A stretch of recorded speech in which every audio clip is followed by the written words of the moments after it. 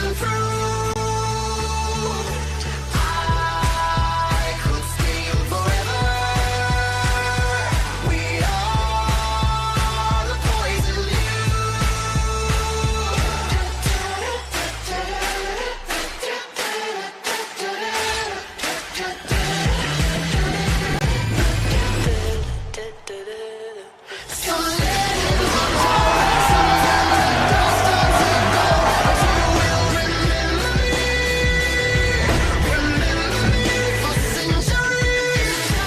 Thanks to everybody for a great season. I say it every year. We'll see you right back here, same place, same time for the 4-peat next year. Great job. Go Panthers.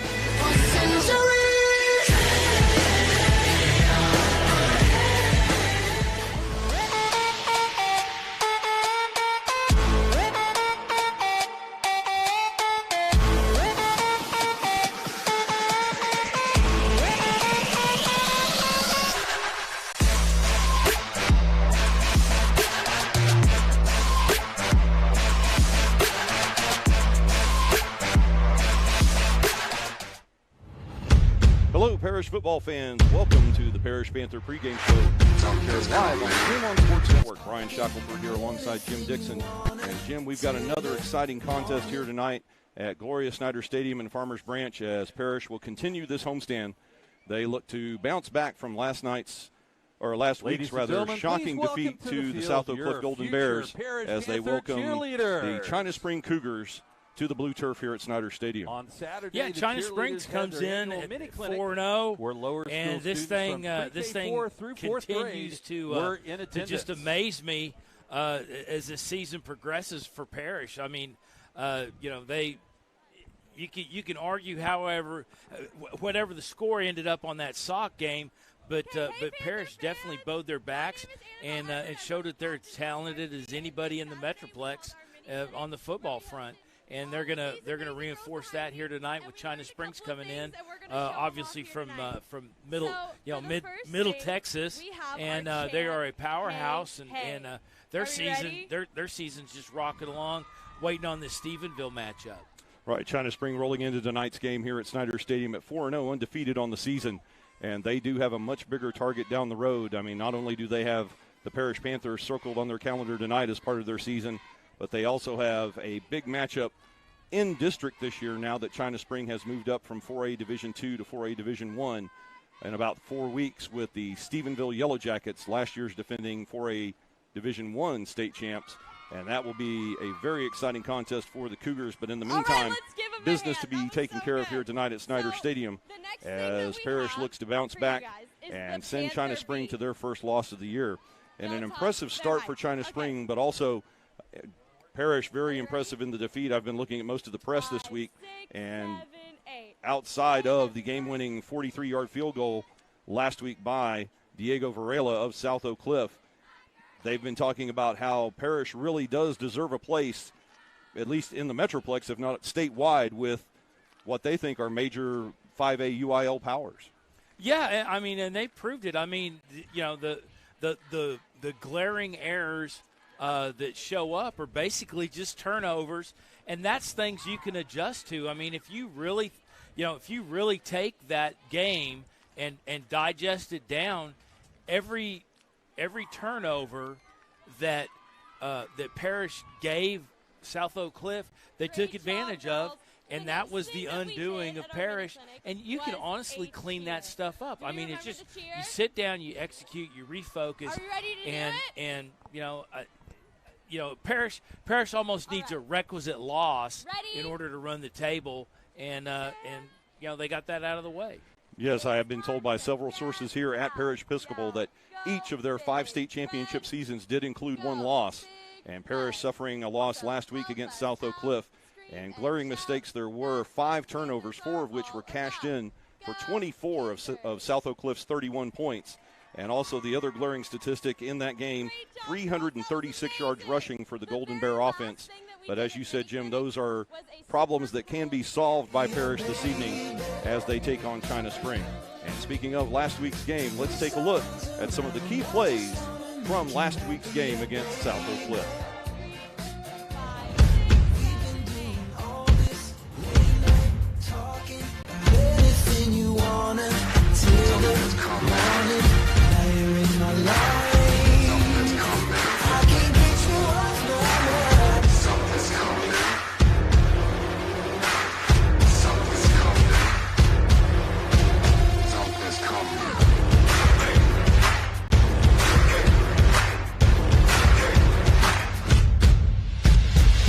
Let the games begin.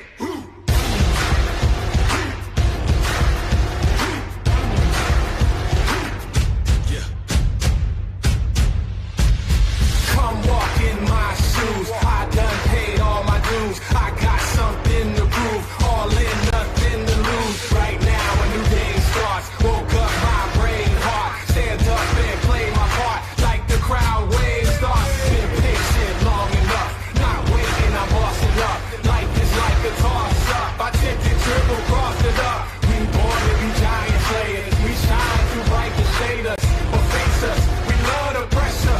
This what made us. Something's coming. Something's coming. Something's coming. Let the games begin. I was born for this. From day one I wanted it. We come too far to quit. Ain't no stopping it. I was born for this. From day one I wanted it. We come too far to quit. Ain't no stopping it. Ain't no stopping it. Time to rise up. Time to rise up. Time to rise up. Time to rise up. So let's go crazy, crazy like Prince in the 1980s. Don't play me, I'm not Brady. Too blown, you can't deflate me. Yes, ballin' is my calling. Can't box me out, I'm all in. We built from yes, y'all in. Top of the charts and never falling. It's time, beast mode. Put it on the line, free throws. It's Friday, I'm Debo. Take it back like repo. Got on my headphones, eyes closed in my zone. I've been down this road every time I drove it home. The setback up again like it's 1st and 10. Only aim to win. Let the games begin. I was born for this. From day one I wanted it. We come too far to quit. Ain't no stopping it. I was born for this. From day one I wanted it. We come too far to quit. Ain't no stopping it. Ain't no stopping it. Ain't no stopping it. Ain't no stopping it. Let the games begin. Good evening, ladies and gentlemen, and welcome to Parish Panther Football. You are looking live at Gloria H. Snyder Stadium in Farmers Branch, Texas, as Game On Sports Network brings you live coverage of tonight's football matchup between the China Spring Cougars and your Parish Panthers. Alongside Jim Dixon and our sideline reporters Jeremy Beedling and Bryn Zufelt, this is Brian Shackelford welcoming you to tonight's broadcast at Snyder Stadium. And Jim, after a tough loss last week against South Oak Cliff, the Parish Panthers look to rebound from that loss here on the home blue turf, playing yet another defending UIL state champion. Tonight, the Panthers close out their murderer's row of a non-district schedule, facing off against a true quality opponent, the defending UIL Class 4A Division II state champion China Spring Cougars. And as the Cougars come into Snyder Stadium undefeated at 4-0, the Panthers will need to bring their A game tonight to secure the victory. Yeah, I mean, China Springs rolls in here at 4-0. My only real question is the quality of their opponents that they played, but you can only play who's on the schedule, and they have just obviously run the table, with all of their opponents thus far, and have had all but one half of a test, and other than that, they basically run the table. Yes, victories against three teams ranked still in the top 6 of the state in their respective divisions, and one game against Mahanoy in 4-0. And we'll see how things fare tonight. We're ready to begin tonight's pregame activities. Let's take you to the voice of Parish Panther football, Mr. Forrest Baldwin. Good evening, fans. Forrest Baldwin, high top spectacular. Gloria H. Snyder Stadium, welcoming you to campus of the Parish Episcopal School, the home of defending and 5-time state champions. Tonight is lower school, middle school night as we play Game 5 of the 2022 season, and we welcome to the Stadium of State Champions the China Spring High School Cougars from China Spring, Texas. Ladies and gentlemen, the students involved in tonight's game on the field, on the sidelines, and in the stands have worked countless hours in preparation for tonight's contest. They represent their schools with pride and honor. Please encourage them with your cheers, applause, and sportsmanship. The Parish Episcopal School and Gloria H. Snyder Stadium to be hall and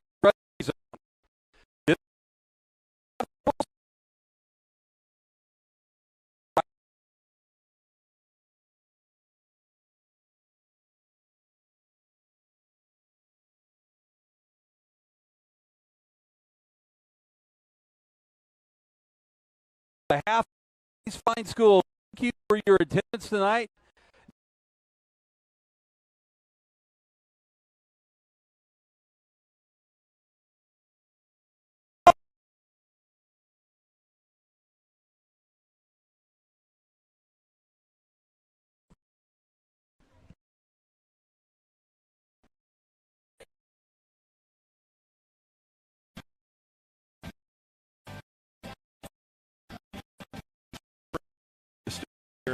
In the northeast corner of stadium, China Spring Cougars tonight in their white uniform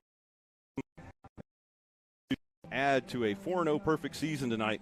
And Jim, keys to the game tonight for China Spring. Well, like anything else, you can't turn the ball over. You got to hang on to the pill. They're going to execute on offense. They have some mismatches that they're going to try and bounce. Bring new personnel into the scheme, and see if they can balance.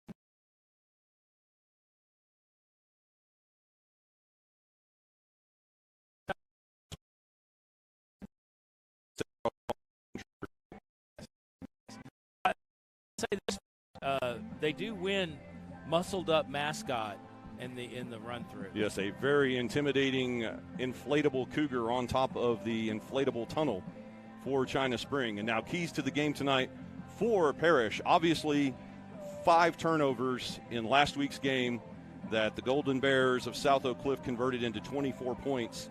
The most devastating of those 3, the game-winning 43 field goal. So we're going to have a very intense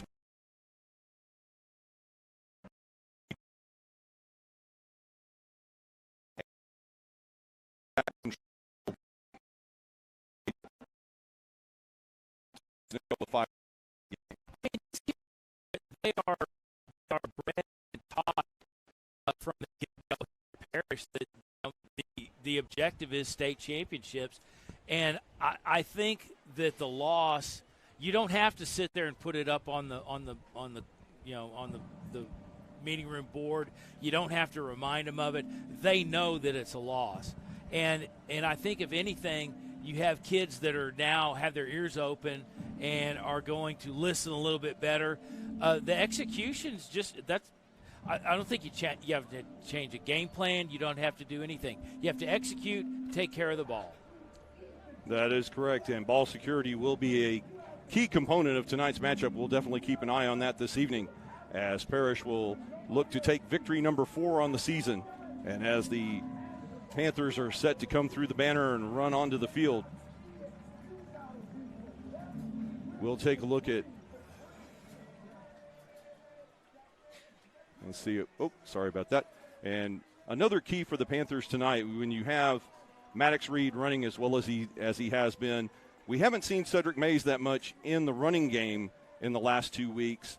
Do we see Cedric Mays with that senior, the consciousness, the thought process of a senior to get some more ball security in there, maybe see him involved in the running game a little more? Quite possibly. I still think he's quite effective out of the slot, and it gives you an additional tool with Reed in there and Mays on the slot. But you could certainly run a 2-back set at China Springs, and that's something you really haven't shown a lot of this year. And maybe that's the thing that kind of gives them a miscue. Right, the 2-back set they did use with some regularity 2 weeks ago in the game against Austin LBJ, and as we know, a very convincing result there for Parish in that game, a victory by the score of 44-21. And I'm just curious if we may see a little bit more of Reed Maddox and Cedric Mays together in the backfield this evening with Sawyer Anderson. I don't think it's a big switch up to do that. I I think if anything, you have to have more discipline on the offensive line. You have to have your guys keyed in on what the defense is doing. And China Spring may have picked up a cue from South Oak Cliff, because they gave that line a lot of different looks prior to ball snap, and to a certain degree it knocked Parish off balance, or at least gave them something that they had to then contend with.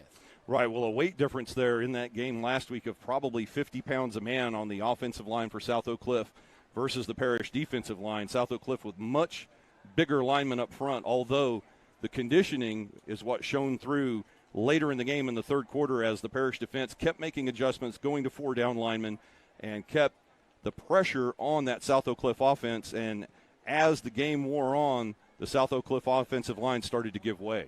Yeah, and I think 50 pounds is generous. I mean, those kids at Sauk are big jokers, and they're athletic. And I think a lot of things that contributed to missteps from South Oak Cliff were simply nothing more than conditioning, or superior conditioning of what Parish has been going through, and they obviously have been focused on that since snow was on the ground. That is a true statement. And also with the effectiveness of the different defensive looks, a 3-4 set sometimes, a 4-3 set sometimes with defensive coordinator Will Galusha, do you think that we'll see more of that here as they try to keep Cash McCullum and this Cougar offense off balance, or do they stick primarily with that 3-4 defense and dare the Cougars to beat them? I honestly don't think it's going to come down to anything more than the way the secondary and linebacker core plays. And you could put 4 down linemen, you can give them different looks, you can drop guys into coverage, but what Demery's going to do on the edge is going to dictate what China Springs is able to do with their passing attack. And now set for the coin toss will go to Forrest Baldwin for the introduction of tonight's coin toss. The captains this evening for our Panthers: 0, Chase Burton.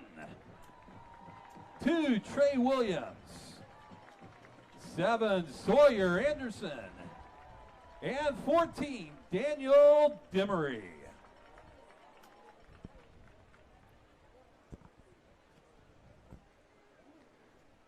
And while we have a moment, folks, we'll introduce tonight's officiating crew from the Texas Association of Sports Officials. Your referee tonight here at Snyder Stadium is Stacy Ashby. Tonight's umpire, Randy Daniel. The head linesman is Steve Malusian. The line judge, Scott Fleming. The field judge is Dean Allen. The side judge, Terry Staten. And tonight's back judge, Doug Maxwell. And it appears China Spring has won the toss. They've elected to defer to the second half. The Cougars won the toss. They've elected to defer. Our Panthers will receive the ball and defend the north end zone.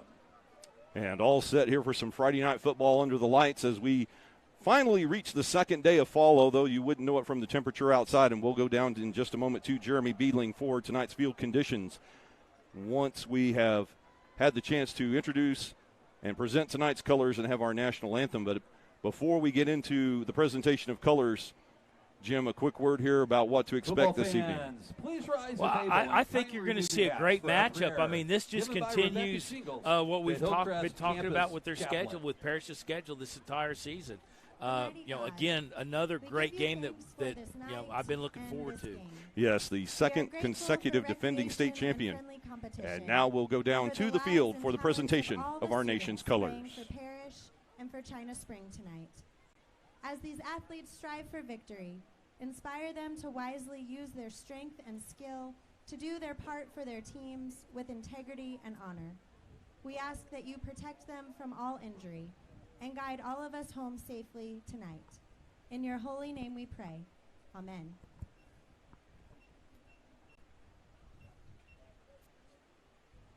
And now, please remain standing as we honor our brave servicemen and women throughout the world. And we remember that all men are created equal, that they are endowed by their Creator with certain unalienable rights, and among these are life, liberty, and the pursuit of happiness. The colors are presented by members of the Parish Episcopal Pact 59 Cub Scouts Webelow Den. Carrying the Pack 59 flag is Sky Arpichararud. Carrying the flag of the great state of Texas, Ethan Flatto. And carrying the flag of the United States of America, Benjamin Cox. Our national anthem is performed by the United States Air Force Band.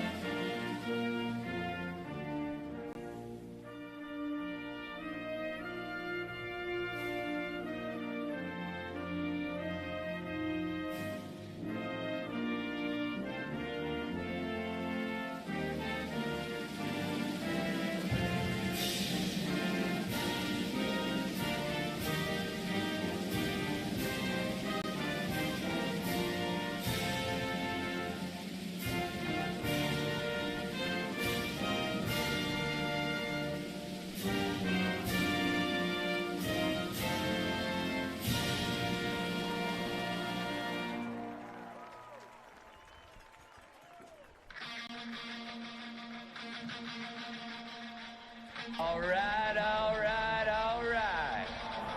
Now, folks, after the national anthem, let's go down for tonight's pregame field conditions to the second or the third and fourth members of tonight's broadcast crew, Jeremy Beedling and Bryn Zufeld.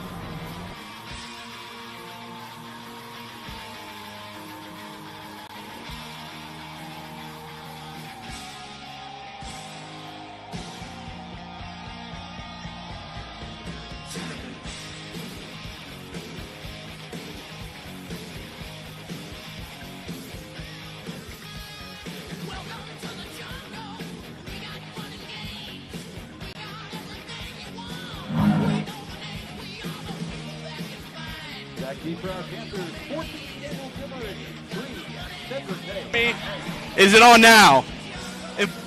There we go. The thing was sliding down on me, but we're here at Gloria H. Snyder Stadium for a game between China Spring Cougars and your Parish Panthers. It is a crisp, cool 92 degrees, wind going slightly to the north end zone, and we're here for an electric game tonight between the 4-0 China Spring Cougars and your 3-1 Parish Panthers. We got the audio fixed, game's ready to go, national anthem ready. Back to you, Brian. Thank you, Jeremy, and now we're set. China Spring will kick off. The Panthers will defend the north end zone. Thomas Barr ready to put his foot into it at the 40-yard line, and we're underway here in tonight's action from Snyder Stadium. Cedric Mays, the return from the 15-yard line. Following Demery to the 20, finds the hole! 35, 40, just the kicker to beat at midfield down the sideline, and he'll go out of bounds at the 42-yard line. A great way for the Panthers to start the game, a kick return of 50 yards. Yeah, Mays was just very patient after receiving the ball and just waiting for the lanes to break down. Found something right in front of him and took off like a shot. The ball across and midfield. Busting through the line there in deep behind the remainder of the kick coverage team, although give China Springs credit, they stayed in their lane, but Cedric Mays able to bust through, and the kicker saving the day for the Cougars. And now Parish will start with a short field at the plus 41-yard line. They'll start with two receivers to the top of the formation. Reed Maddox. Maddox-Reed is the back. He'll get the screen pass on first down, following his blockers inside the 35 to the 34-yard line. The stop made there by the Cougars, number 33, Jaden Davis. And Panthers offense opens with a gain of 7 on the play. Yeah, and I think Parish is just going to kind of spread things out, see what they can do, test the edges of the China Springs defense, and see what comes of those attacks on the edge. And effective blocking there on the top side of the field with Cedric Mays and Bryson Fields on first down. We'll see now how the offense handles second down and 3 at the Cougar 34-yard line. 3 receivers to the top of the screen. And this time, the handoff to number 5, Maddox-Reed. He'll go straight up the middle. Gain about 2 on the play. He'll be stopped short of the line to gain by number 46, Jatron Connor. Third down 1. Yeah, generally when you see these smaller schools, you're going to have limited exposure to athletes. You're going to try and reinforce the middle and that's where you're going to get you're going to put most of your playmakers up the middle, and I think the appropriate attacks on the edge. And now trips to the bottom here on 3rd and 1. Maddox Reed with the carry, and this will be close. The line to gain was the 31-yard line, on the carry and hit right near that line by number 33, Jaden Davis, his second tackle of the game. Ball now at the waiting for some direction by the officials, and it looks like we're going to have a measurement here with 10:20 remaining in the opening quarter. Those chains moving on the far side of the field. Oh, now they changed their mind. They signal first down. I thought we might actually have a measurement. Well, I think because Reed told them to move it, they moved it. And I think that does the job. Did his best. Zeke Elliott feed me, point first down, and you get a fresh set of 4 downs. Now 1st and 10 for Parish at the China Spring 31. The fake and the pass complete to Derek Eusebio. The first pass from Sawyer Anderson is a catch by Eusebio down to the 23-yard line, a gain of 8 on first down. Yeah, Eusebio, he off his route just took that into a slant. Obviously something they set up during the week, but dropping underneath the coverage. And a great ball fake there by Sawyer Anderson, faking the handoff on play action. And now he'll have 2nd down and 2 at the Cougar 23-yard line. Trips once again at the bottom of the screen. Hutch Crow on the outside, Mays in the middle. And once again, Derek Eusebio with the catch. He'll have first down yardage at the 16-yard line, trying to put a move on the China Springs safety, and falls to the turf. It's a gain of 6, and it moves the chains. And Eusebio, he felt like if he could have beat that man, he would have been in for pay dirt, and just a little upset with himself. Eusebio stays on the inside of the trip formation on 1st and 10 now at the Cougars 16. Maddox Reed with the carry. And Maddox Reed inside the 10 down to the 9-yard line. Another tackle for number 33, Jaden Davis. And they'll mark this as a gain of 6. They'll put it right at the 10-yard line, 2nd down. Yeah, and they're finding holes to exploit on between the tackle and the ends. Try to stay out of the middle, and they're getting some ground. Oh, a great block there by Aiden Gilmore to make it 2nd down and 4 at the China Spring 10-yard line. Another fake, and we thought Hutch Crow had that across the goal line, but excellent defensive work there by the cornerback for China Spring, number 11, Gage McLeod, to knock that ball away incomplete. It brings up 3rd and 4. Yeah, McLeod played that perfectly. Came over the top and basically rolled the Parish receiver, and you can't ask for better coverage, especially on short yards like that. And following the first incompletion of the day for Sawyer Anderson, this will be your first 4-point play of the game. This is going to be 3rd down. This will be 3rd down and 4 at the China Spring 10-yard line. Anderson back to throw. He'll look for Maddox Reed, and Reed well covered coming out of the backfield by his counterpart for the Cougars, number 5, Tristan Exline. Exline plays both ways. He is their deep wide receiving threat on offense, and good work there at outside linebacker to knock the ball away and force the field goal attempt on 4th down. Yeah, not the best commitment to the pass, but not really much out there to get. And the attempt by Ryan Schiller hits the upright, and it bounces back into the field of play, no good. So Schiller unable to connect from 26 yards out. And now China Spring gets a hold on 4th down with the missed field goal, and they'll take over 1st down and 10. They'll put the ball at the 20-yard line for the Cougars. And a missed opportunity there by Parish to start this game as China Spring takes over with 8:27 to play in the opening quarter. Well, and you hate to see that. I mean, it was actually a very good drive, very effective. Not a whole lot of negative plays or short game plays, and Parish just basically executed, did what they wanted to do. Yeah, they were getting 6-7 yards of play until they got inside the 15-yard line, and now as a result of the missed field goal off the near side upright, it will be 1st and 10 for the China Spring Cougars at the 20-yard line. And immediately the head coach, Tyler Beatty, does not like what he sees, and the Cougars take time out before they begin this drive. Well, and you saw Campos, number 80, check in late, kind of went out and really didn't know his spot in the formation. Campos is a guy that they're going to go to try and resettle the defense and force Demery to move around a little bit more and hoping to exploit that. Yes, because if it's not Campos in coverage with Daniel Demery, we expect Demery to be covering Tristan Exline most of the evening. But we'll see how defensive coordinator Will Galusha handles these wide receivers for the Cougars. And now the Cougars set to go. They'll bring out their own trips formation. Or pardon me, well, it's a wingback. 2 receivers to the top side with a wingback on 1st and 10 at the Cougar 20-yard line. Gage McCullum with the snap. And it's a zone read handoff to the running back, number 4, Kyle Barton. And the Panther defense smothers that. Number 33, James Cave, makes the stop back at the 18-yard line for a loss of 2. And it was all red jerseys on that play on 1st down. Yeah, I think they saw that wingback formation from South Oak Cliff, although that kid's not given up. He's given up, unfortunately, about 125 pounds to what they saw last week with South Oak Cliff. And the Panthers do start this game in a 4-man front. They have James Cave as a down lineman on the near side. 2nd down and 12 now for China Spring. McCullum back to throw. He's going to roll to his right. Try to hit the swing pass. Almost intercepted. That pass a little too far outside for the intended receiver, the running back, Kyle Barton. And Walker Anderson almost got a pick 6 on that play. Yeah, he just could not get his momentum going forward on the back pedal. Other than that, he was, just off the tips of his fingers. And now China Spring will face 3rd and long early. The first drive of the game for the Cougars. The Parish Panthers, if you're joining us late, drove the ball down to the 10-yard line, missed a field goal. And with no score, 7:43 to play in the first, it's 3rd and 12 for China Spring. McCullum, penalty flags everywhere, and this looks to be false start against China Spring. Yeah, I think everybody but the center moved on that one.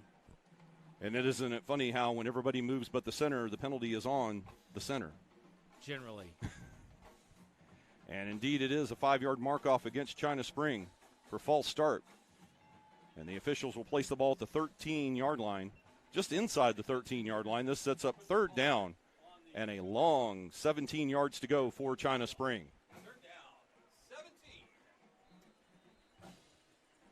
The Cougars in a bunch spread formation. They have stacked receivers on either side of the formation.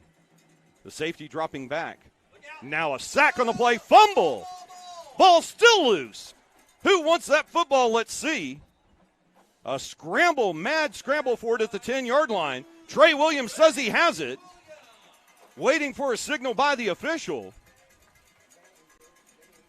James Cave coming through with a massive sack to knock the ball loose, and the officials do signal. 1st down, Panthers.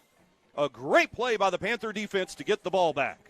Yeah, they had great pursuit on the quarterback from China Springs. It just got him blindsided in the middle of his passing as he's doing his checkdowns for his receivers, and just held him up, and Parish paid off. And now Parish takes over 1st and goal at the 10-yard line. They'll take a page out of South Oak Cliff's playbook. They've got the jumbo formation on the near side. They feed it to Maddox Reed. And Maddox Reed takes the ball inside the 10, close to the 6-yard line. The last man off the pile for the Cougars, number 46, Jatron Connor. It's 2nd down and goal just outside the 6-yard line. Yeah, and Reed just went up to the line of scrimmage, waited to see kind of what opportunity was going to come up. You really never want to see a running back give up his momentum, but obviously, you're looking for that hole. And now once again, the jumbo set on the right side of the formation, 2nd and goal. Maddox Reed once again with the carry. He'll get inside the 5 this time, close to the 3, following the block of 66, Jacob Pequeno. And with the stop, that's going to be number 33, Jaden Davis, along with number 11, Gage McLeod. And the Panthers will go with tempo here, a quick huddle. 3rd and goal at the 2-yard line. Malin in the game as a lead blocker. And Reed into the end zone. Touchdown, Parish Panthers. As the Panthers draw first blood here, a great drive off the turnover, a 2-yard scoring run for Maddox Reed. Yeah, it's not sexy, but it sure is effective. And you just line up and pick your hole and go. And Parish has kind of developed a new wrinkle. And now Ryan Schiller on to attempt the extra point as Derek Eusebio will hold. The extra point by Schiller is true. And ladies and gentlemen, your score with 6:23 remaining in our opening quarter here at Snyder Stadium. It's your Parish Panthers 7, China Spring Cougars nothing. And Jim, Parish right out of the gate does exactly the opposite of what happened to them last week with South Oak Cliff. They create the turnover, and they get points off the turnover, 7-0 Parish. And, I mean, I think that was, instilled in these guys from Sunday to Monday, that we're going to dictate how things are going to go. We're going to control. We're going to get takeaways on defense, and that's not really anything that you saw last week. You saw not playing soft, but no, you saw good defensive play, but they just were unable to create turnovers. They were just not effective doing that. And on that drive with China Springs, that's what you saw was they're going to bring 4 or 5 at you. Right, dropping deep now on the kickoff for the China Spring Cougars, number 24, Gabe Watkins, and along with number 8, Trey Hafford. As into the game to kick for the Panthers, number 36, Dylan Sherman, the sideline tightrope specialist. And we'll see what the special teams coordinator has cooked up in the bag for this kickoff with 6:23 remaining in our first quarter. Sherman puts his foot into it, heading toward the far corner. And that will be number 8, Trey Hafford from the 3-yard line. Hafford out to the 20. Spin at the 23. And the special teams unit for Parish will make the stop close to the 25-yard line. Effectively a touchback, and now the China Spring offense back on the field, first down and 10 Cougars. Yeah, and China Springs has to come out and now deal with where's the rush coming from, where is the guy that's going to force me to give up the ball? How can I work around that? And they got to think of the field now in sections rather than I can dictate this and dictate that. And now a bunch formation on the bottom of the formation on 1st and 10 as the quarterback, Cash McCullum, will throw to the near side. It's complete to number 8, Trey Hafford. Hafford getting a block from the lead receiver, Cameron Campos. And they'll take that ball out to the 31-yard line, a gain of 6. And one of their first positive plays of the game for China Spring. Yeah, and Hafford's a good athlete. They got a bunch of good athletes in this China Spring squad, and they had a lot of guys that contributed to that run that they made in the playoffs and eventual state championship that are still here at school contributing. The 7-yard gain will make it 2nd and 3 Cougars. This time the throw to the far sideline, the same play just to the other side. And once again, it's Trey Hafford with the carry. And he'll take the throw from Cash McCullum across the 35 to the 37-yard line. They'll move the sticks and get a first down. And it looks like the offense for the Cougars has chosen to attack the edges of the defense, putting a lead block receiver out there and then throwing to the stack receiver behind.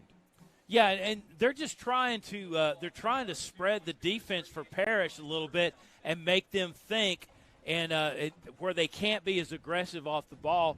And to be honest with you, Demery came in from the far side to put the final hit on that play. And now on 1st and 10, they'll try the exact same play for the 3rd time in a row, coming to the near side this time to Jackson Battles, but McCullum overthrowing Battles by quite a bit. It'll be 2nd down and 10. Yeah, Battles wasn't going to get that. He's much more diminutive than that pass would indicate. Yeah, I'm not even sure that someone as tall as Luka Doncic could have caught that pass. It was well over his head, and it brings up 2nd down. The same double bunch formation on either side.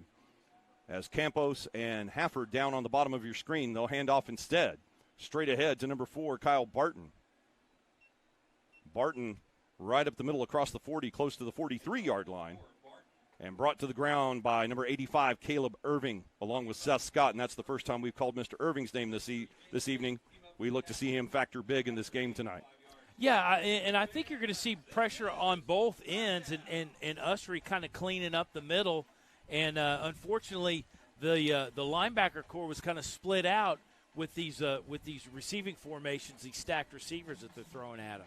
And now 3rd and 5 for China Spring at the 43-yard line. McCollum looks to throw the short route, and a great play right there by Cooper Malin, knocking that pass down.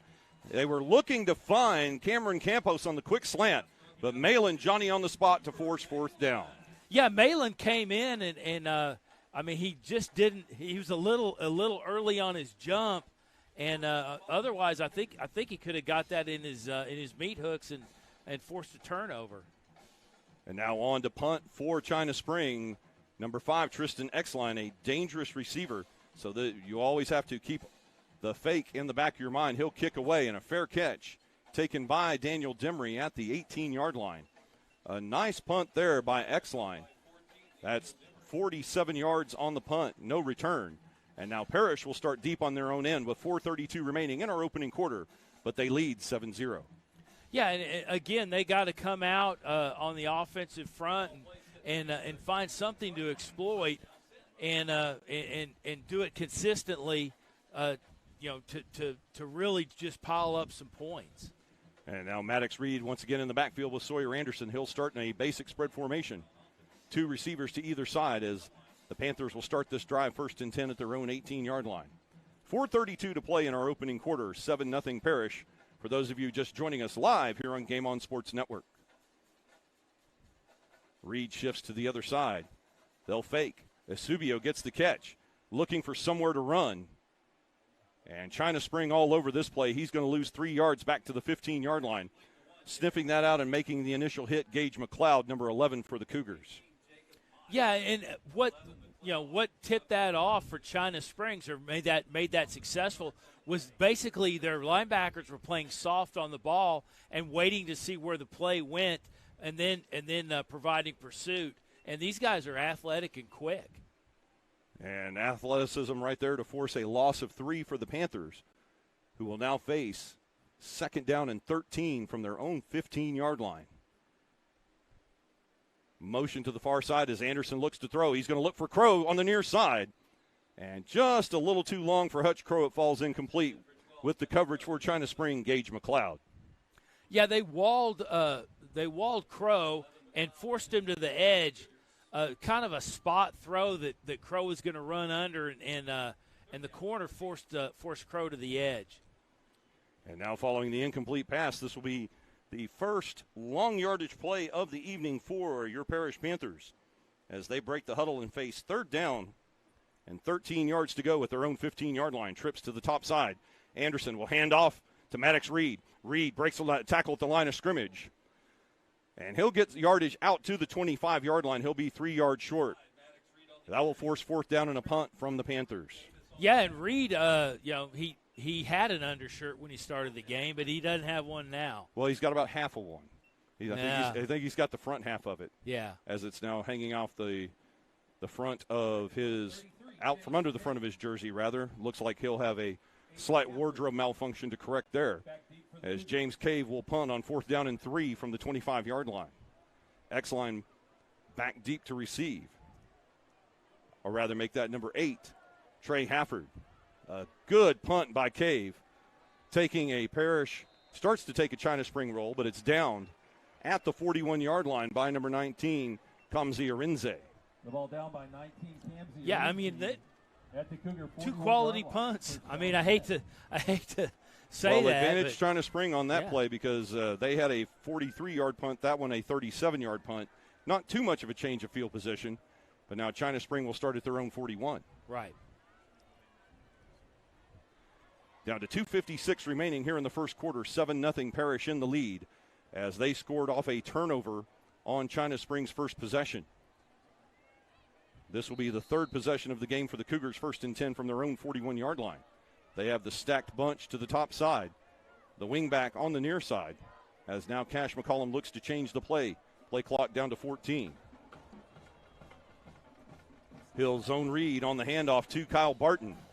And Barton runs right into big number 57, Ian Usry. And he might get 2 on that play. Nice tackle there by Usry, standing his ground for the Panthers. Yeah, I mean, he just ran into Usry, and the 2 didn't really give any ground, and Usry just took the 2nd hit and dropped him back about another half yard. And now with the 2-yard gain, it brings up 2nd and 8 Cougars at their own 43-yard line. They'll move out of the bunch here on the bottom, go to a standard spread look on the bottom side of the formation. It's Kyle Barton once again, and he gets a block this time across the 45 out near the 48-yard line. With the tackle at the 48-yard line, number 11, Parker Meese. And that's a gain of 4, setting up 3rd and 3. Yeah, and Parish is they're giving them a different look on the line. They're changing personnel. They're dropping guys into coverage, and that's not something that we've typically seen this year out of Parish. And China Spring yet to get across the midfield stripe. We'll see if they do so on this play. 3rd and 3 at the Cougar 48-yard line with 1:50 to play in the opening quarter. McCullum once again handing off to Barton. And Barton along trying to make this, he keeps his feet still going. Churning those legs. Kyle Barton, it looked like James Cave had him stopped at the Panther 47-yard line. But Barton adds 10 more yards to that play. Nice run right there by Barton. He kept the legs churning the whole time. Yeah, and that's what you teach these kids. When they're young, is just keep driving your legs and pushing the pile. And he showed you how to do it. And with the Cougars moving the rugby scrum forward to the Panther 38-yard line, they have 1st and 10. Once again, Kyle Barton gets the handoff. This time, James Cave grabs him from behind. And Trey Williams gets a hold of the ball again. But do they rule forward progress stopped? It looks like China Spring will maintain possession. And they call it a gain of 1.5 yards on the play for the Cougars. Yeah, they were a little quick on the whistle, especially after that last run where, off initial contact, he still made another 15 yards. And 1.5 yard gain on the play. We'll call it 2nd down and a long 8 now for China Spring as they threaten in Parish territory with 35 seconds to play in the opening quarter. The ball at the Parish 37. McCollum back to throw. The screen pass, almost sniffed out there by Walker Anderson. But he does get enough of number 8, Trey Hafford, to slow him down. And the tackle on the near sideline by number 8 for the Panthers, Dylan Davis. And Hafford losing his helmet on the play, although it may be a moot point with 20 seconds remaining in the quarter. Yeah, Walker Anderson, he came in and just laid a hit. And China Springs receiver is just athletic enough not to go down. Just got another couple of yards. And we have a penalty flag here on the near sideline at the spot of the hit. The officials discussing the call as the flag thrown by the head linesman, Steve Malusian. The clock stopped with exactly 20 seconds to play in our opening quarter. And for those of you just joining us here on Game On Sports Network, Parish had the opening drive, took the ball all the way down to the China Spring 10-yard line, and attempted a field goal which bounced off the right upright. The call is personal foul against the Panthers. Not sure where I saw that penalty, as now it's being explained to Coach Daniel Novikov. And as it looked like Parish was just about to stop this drive, it's an automatic 1st down for China Spring. Yeah, I think they took exception of the veracity of the hit. But you can only tackle what you got. Right, either that or possibly it was the issue of the helmet being removed. But either way, it's now 1st down and 10 for China Spring as they threaten just outside the red zone at the Parish 22-yard line. Still 20 seconds to play in the half. That clock will start on the ball snap. The Cougars go back to the bunch formation on either side, top and bottom. McCullum handing off to Kyle Barton. Barton finds a hole over right tackle, but not too far as James Cave and Seth Scott will bring him down at the 17-yard line. It's a 5-yard gain on the play, setting up 2nd down when we come back to the second quarter of play. Well, ladies and gentlemen, the first 12 minutes are in the books here this evening at Gloria H. Snyder Stadium as we begin week 4 of the 2022 Parish Panther season. And folks, your score as we head to second quarter action here at Snyder Stadium. It's your Parish Panthers 7, China Spring Cougars nothing. And while we have a moment, let's go back down to the sideline and Jeremy Beedling. Jeremy Beedling here on the sidelines, and I have to say, that Trey Williams sack got the whole sideline moods changed. After that, a quick touchdown by Maddox Reed where he punched it in. And I do have a little bit of injury news for you. Aiden Gilmore was on the sideline getting his ankle retaped. The senior offensive tackle, he seems to be doing fine, just had to get some retaping on that ankle, and he should be good to go. Back to you, Brian. Thank you, Jeremy. And an effective first half here for Parish as they have a 7-0 lead. But China Spring starting to threaten And the personal foul penalty there effectively at the end of first quarter of play. And now a 5-yard run as China Spring will open the second quarter in the Parish red zone. Yeah, and Barton is definitely a downhill runner. He clears the line and just looks to take on tacklers, and you wonder how long that's going to hold up, particularly with Parish's conditioning and their size on the interior defensive line. Yes, sometimes the Panthers are able to get a hold of him and keep him to a minimal gain, but sometimes he squeaks through the hole and will gain 4 or 5. We'll see what happens here on 2nd down and 5 at the Panthers' 17-yard line. First play of the second quarter. Cash McCollum, the zone read to Barton. He's going to bring it to the near side, get through the wide receiver blocks. And peeling off his block to make the stop for Parish, number 10, Walker Anderson. But they'll spot that ball down at the 8-yard line. It's 1st and goal, China Spring. Yeah, again, Barton had proved to be a very durable back. Got another couple of yards after hit, and even after being wrapped up, rolled and effectively got just a little bit more. And Parker Meese now on the field as James Cave comes off for a play. 1st and goal now for China Spring at the Parish 8-yard line. Clock rolling with 30 seconds gone in the second quarter of play. Trips to the left side as McCollum looks to throw that way. He looks for Hafford. Hafford tries to find a seam, and he'll be stopped short of the goal line. The tackle made at the 1, and that tackle credited to Cooper Malin. It'll be 2nd down and goal. They'll mark it at the 2-yard line. Yeah, and the linebacker really didn't identify or didn't address the trips on the wing, and just really gave the receiver a lot of room to run with playing 2 to 3. And now a bunch formation as Barton tries to bully his way across the goal line. And Parker Meese says, "No, thank you, sir." Grabs Meese by the waist and pulls him backward. He is marked inside the 1. No touchdown, 3rd down and goal for the Cougars. As they tried to break the huddle and go with a quick bunch play, did not succeed that time. But we might see that again here on 3rd and goal inside the 1. Yeah, and I mean, the change of tempo may affect you, but Parish stood their ground and wrapped the runner up. And they'll try it again here on 3rd and goal at the 1-yard line. McCollum handing off and diving into the end zone. Number 4, Kyle Barton with a China Spring Cougar touchdown. And a little bit of push on the left side of the offensive line from number 55, Greg Salazar, was all Barton needed to do his best Sam Cunningham impression, diving into the end zone for a score. And the change of tempo, may have given them that little boost that they need. But you go back to the old Spike Dykes. He didn't really go to the line and go through a bunch of cadence and setup. He's like, the attitude at Tech back then was, we know where we're going. You've got to figure it out. So you go out and you get over the ball and you snap it and go. And with the extra point added on by Thomas Barr of the Cougars, your score, ladies and gentlemen, with 10:19 remaining in our first half here at Snyder Stadium. It's now your Parish Panthers 7, China Spring Cougars 7. And an effective drive there for the Cougars, 59 plays on the drive. And they have knotted this game at 7 early in the second quarter. Yeah, and, these guys aren't going away. I mean, that's why they're state champions. There is a reason they are the defending 4A Division II state champs, although now they have been moved up with this year's realignment to Division I, as we talked about earlier in the Open, as they are in the same district with the defending 4A Division I state champion Stephenville Yellow Jackets. And that will be an interesting game coming up in 4 weeks for the Cougars. In the meantime, Thomas Barr is set to kick off to Cedric Mays and Daniel Demery deep, standing at the 5-yard line of the Panthers.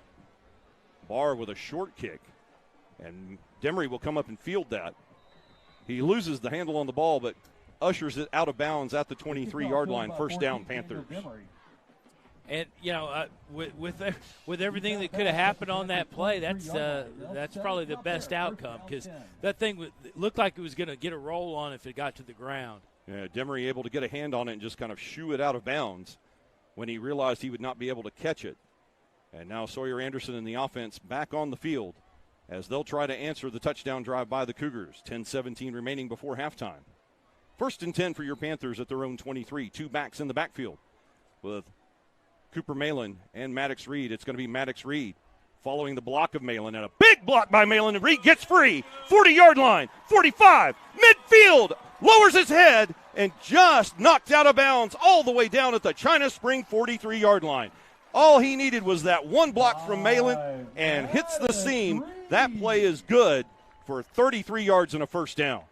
Yeah, and that's what you're looking for if you're the Parish offense. You're looking for those little opportunities to get those big gains and put these guys on their backs a little bit, put them on their heels where they have to start thinking about that.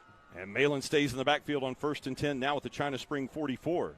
Anderson back to throw. He's going to look for Eusebio, wide open across the middle. What a move at the 15-yard line. Say goodnight to this one. Touchdown, Panthers, as Eusebio just put a big move right there on the defensive back at the 15-yard line. In basketball, you'd call that an ankle breaker, but what a move by Eusebio, and he's dancing on the red turf. Touchdown, Panthers. Yeah, he came up and initiated a little bit of contact and got loose, and just that's all they wanted to do was sucker that corner in and that safety in to get open and behind him. And now Ryan Schiller on to add the point after, as Eusebio, who just caught the touchdown pass, will hold. The kick by Schiller is good. And ladies and gentlemen, your new score with 9:58 remaining in the first half here at Gloria Snyder Stadium. It's now your Parish Panthers 14, China Spring Cougars 7. And you want to talk about an answer right there by the Parish offense, 77 yards in 2 plays, touchdown Panthers. Yeah, the 2-play drive is really the penalty on this thing, because the 2-play drive forces China Spring to now have to recover and put their offense back out on the field. And in this kind of situation here, let's get inside the mind of defensive coordinator Will Galusha for a second. Are you actually a little upset that play only lasted 2 drives and now your defense has to go back out there after they just allowed an 8-play drive to China Spring on their previous touchdown? I think anytime you could score, you're going to score. You're going to score. Right. I like sustained drives. I like ball control.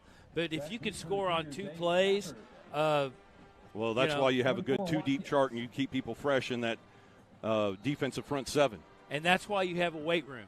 And as you've said many times, Jim, the outcome of this game was determined in January and February in that weight room. Now Dylan Sherman set to kick for your Panthers, as Trey Hafford will sit deep for the Cougars. Sherman takes Hafford all the way back. He'll let it go into the end zone. A great kick there by Dylan Sherman, and Hafford doesn't touch the football. It's a touchback. China Spring football at the 25-yard line. Yeah, Sherman put the boot into that, and if you can keep the ball out of Hafford's hands, that's half the battle on special teams. And again, we've talked about it, ad nauseum this season.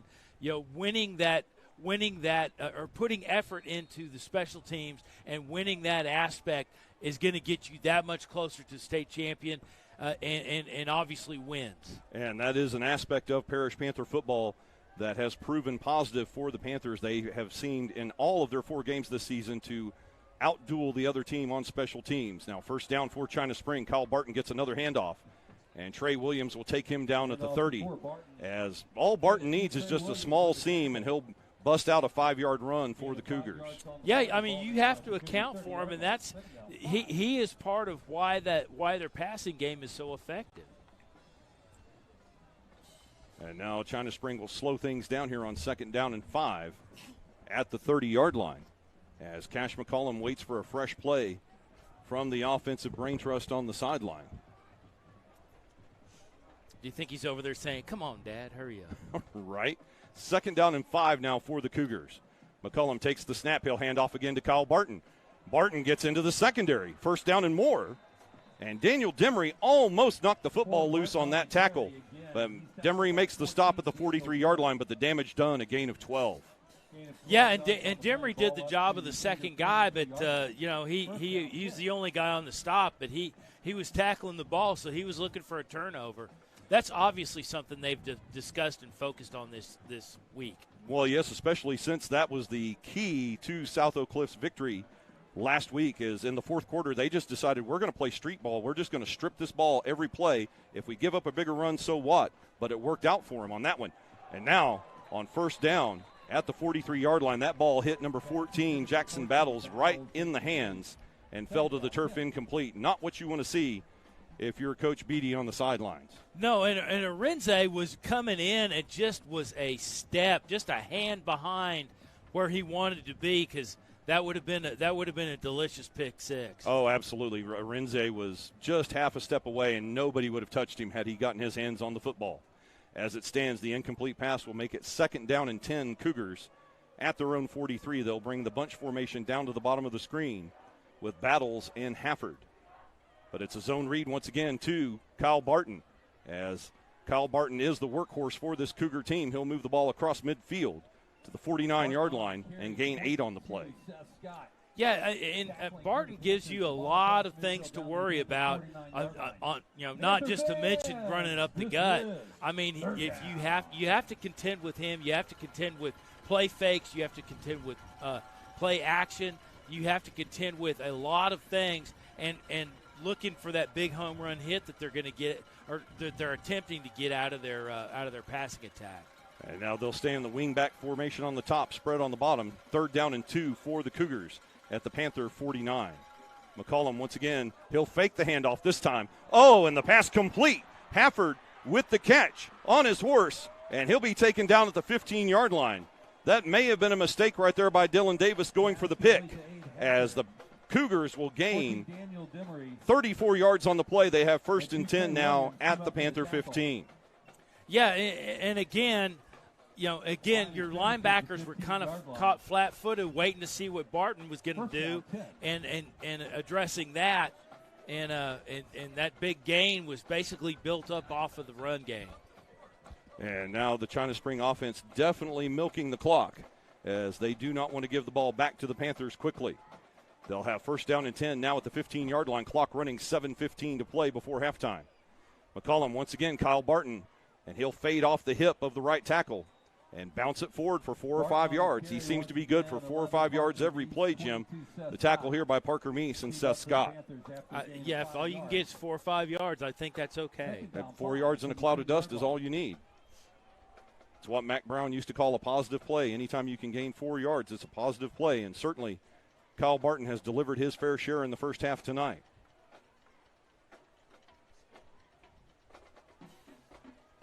And now 2nd down and 6 for the Cougars.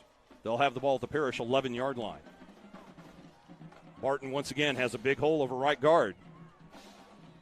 And the defense for the Panthers able to converge and hold him short of the 1st down. Dylan Davis and Seth Scott will make the stop at the 6-yard line. It brings up 3rd and 1. Yeah, and Barton took that thing to the edge and came back inside and just had a head of steam on him once he hit the line. And now a critical 3rd down here for both teams as we reach the midway point of this 2nd quarter. 3rd and a yard for China Spring at the Panthers' 6-yard line. A jumbo formation as Barton will get the handoff. Seth Scott trying to drag Barton backward. But Barton able to get away from Scott and lean forward to the 4-yard line. It's 1st and goal, China Spring. For Barton carrying the football once again. Yeah, and I don't know if you're going to see that tempo change coming out of China Spring. We'll see if they attack with the bunch formation. Right now they look to be in the spread on 1st and goal. They just give you a lot to look at and a lot to contend with. They go back to the double bunch formation, high and low on 1st and goal at the Panther 4-yard line. Cash McCollum awaiting the snap. Clock running just over 5.5 to play before halftime. Play clock down to 9. As McCollum will hand off to Barton. Barton lowers his head. And he'll get down to inside the 2-yard line, maybe the 1-yard line. Stopped there by Seth Scott. 22, Seth Scott tackling for the Panthers. Yeah, and Parish is looking to kind of get big in the interior there and see if they can slow down that attack. It looks like they're going to go to a 5-man front. They bring in offensive linemen Jacob Pequeno and Sam Liu here in this bunch formation. They'll beef it up. 2nd down and goal, China Spring. Barton trying to dive in. He doesn't get there, at least not yet. And so far, advantage Parish as Sam Liu with the tackle, knocking back Barton away from the goal line. 3rd down and goal coming up. Yeah, Barton thought he had it on that second push. He rolled back off the initial strike on the line and rolled back, and he thought he had it on the second push. And the line judge thought different. And Parish with a lot of beef in the middle up front. Sam Liu, Jacob Pequeño, and Ian Ussery, 3rd and goal. Barton again trying to smash in there. And this time he's successful. He goes low and will cross the goal line on 1-yard scoring run. The second touchdown of the game for Kyle Barton and the China Spring Cougars. He is just something else. Well, 8 plays on the drive, and he touched the football on 6 of them. Yeah. And now on to attempt the extra point, Thomas Barr. We'll see how long that Kyle Barton can last. And now the ball loose. A short snap to the holder, Jace Garrett. Garrett unable to get the hold down for Thomas Barr. And the extra point, no good. And ladies and gentlemen, that could be a critical play right here in this game. As your score now with 4:19 to play in our first half of play. Your Parish Panthers 14, China Spring Cougars 13.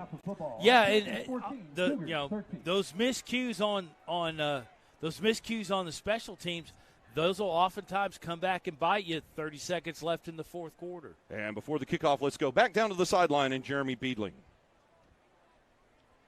Now, the Panther defense has been able to contain Cash McCullum, the China Spring quarterback, for the good part of the first 2 quarters. But their speedy running back, Kyle Barton, has had his way the past 2 drives. If the Panthers want to stop China Spring in this offense, they're going to need to stop them in the running game. Back to you. Thank you, Jeremy. Thomas Barr will line things up at the 40-yard line as the return team of Cedric Mays and Daniel Demery await the kick back at the 5-yard line. 4:19 to play before halftime. And due to the failed extra point, a 1-point lead for your Panthers, 14-13 as we play football here at Snyder Stadium. Barr with another short kick, and that's going to be taken by the upback number 4, D.C. Crane. And Crane just lays down at the 32-yard line. Stopped on special teams by number 15 for the Cougars, Evan Bolton. And it looks like the idea here behind this kick, I would think, is get this ball in the hands of someone that doesn't normally touch it, and especially don't put it in the hands of Daniel Demery or Cedric Mays. Right, and you're giving up, at the very best, you're giving up an extra 5 to 7 yards. And it's a fair gamble. And now 2 backs in the backfield once again for Sawyer Anderson and crew. This time it's Daniel Demery on 1st and 10 at the 31-yard line. Maddox Reed, it was Maddox Reed and Mays in the backfield. Maddox Reed with the carry straight ahead. And he'll be taken to the turf at the 39-yard line. Stopped there by number 14, Jackson Battles.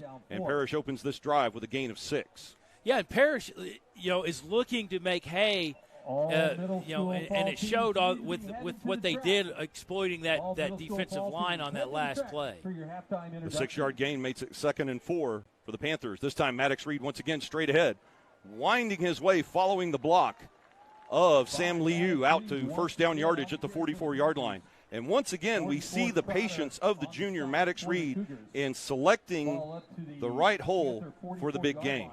Right, and I never want to see a kid give up momentum, but he's up there. He's using his vision. He's picking his slot, and he's taking advantage. And now 1st and 10 Panthers, they move the chains at the 44-yard line.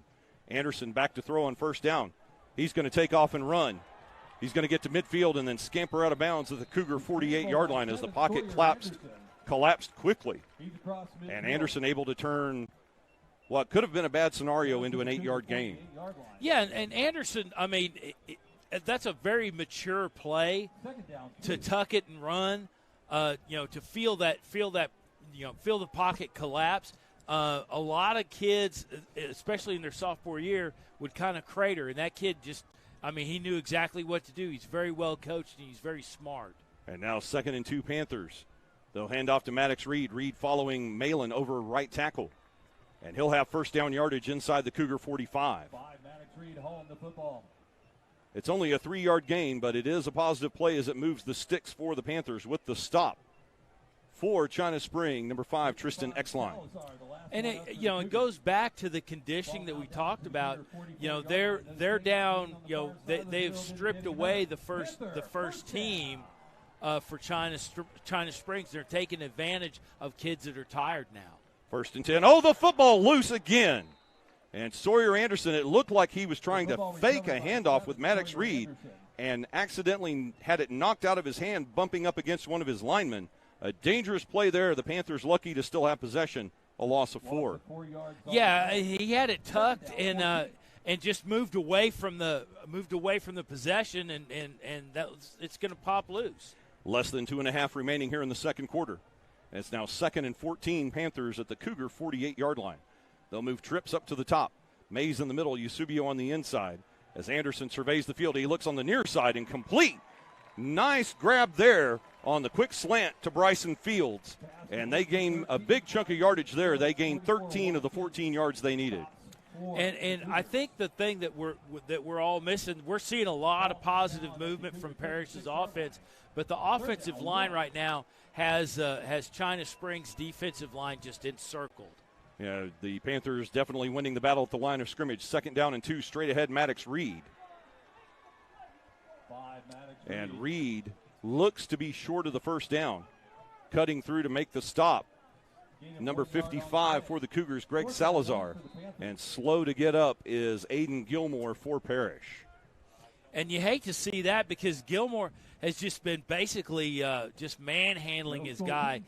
Whether he's off the line or off into the secondary or on his second block, and has just been doing a great job. And you hate to see that kid go down. Well, he's up quickly, still favoring his left ankle just a little bit. And we hope that's not too serious. Hopefully he'll return soon, as we are just 101 seconds from the halftime break. And the ball is marked short of the first down.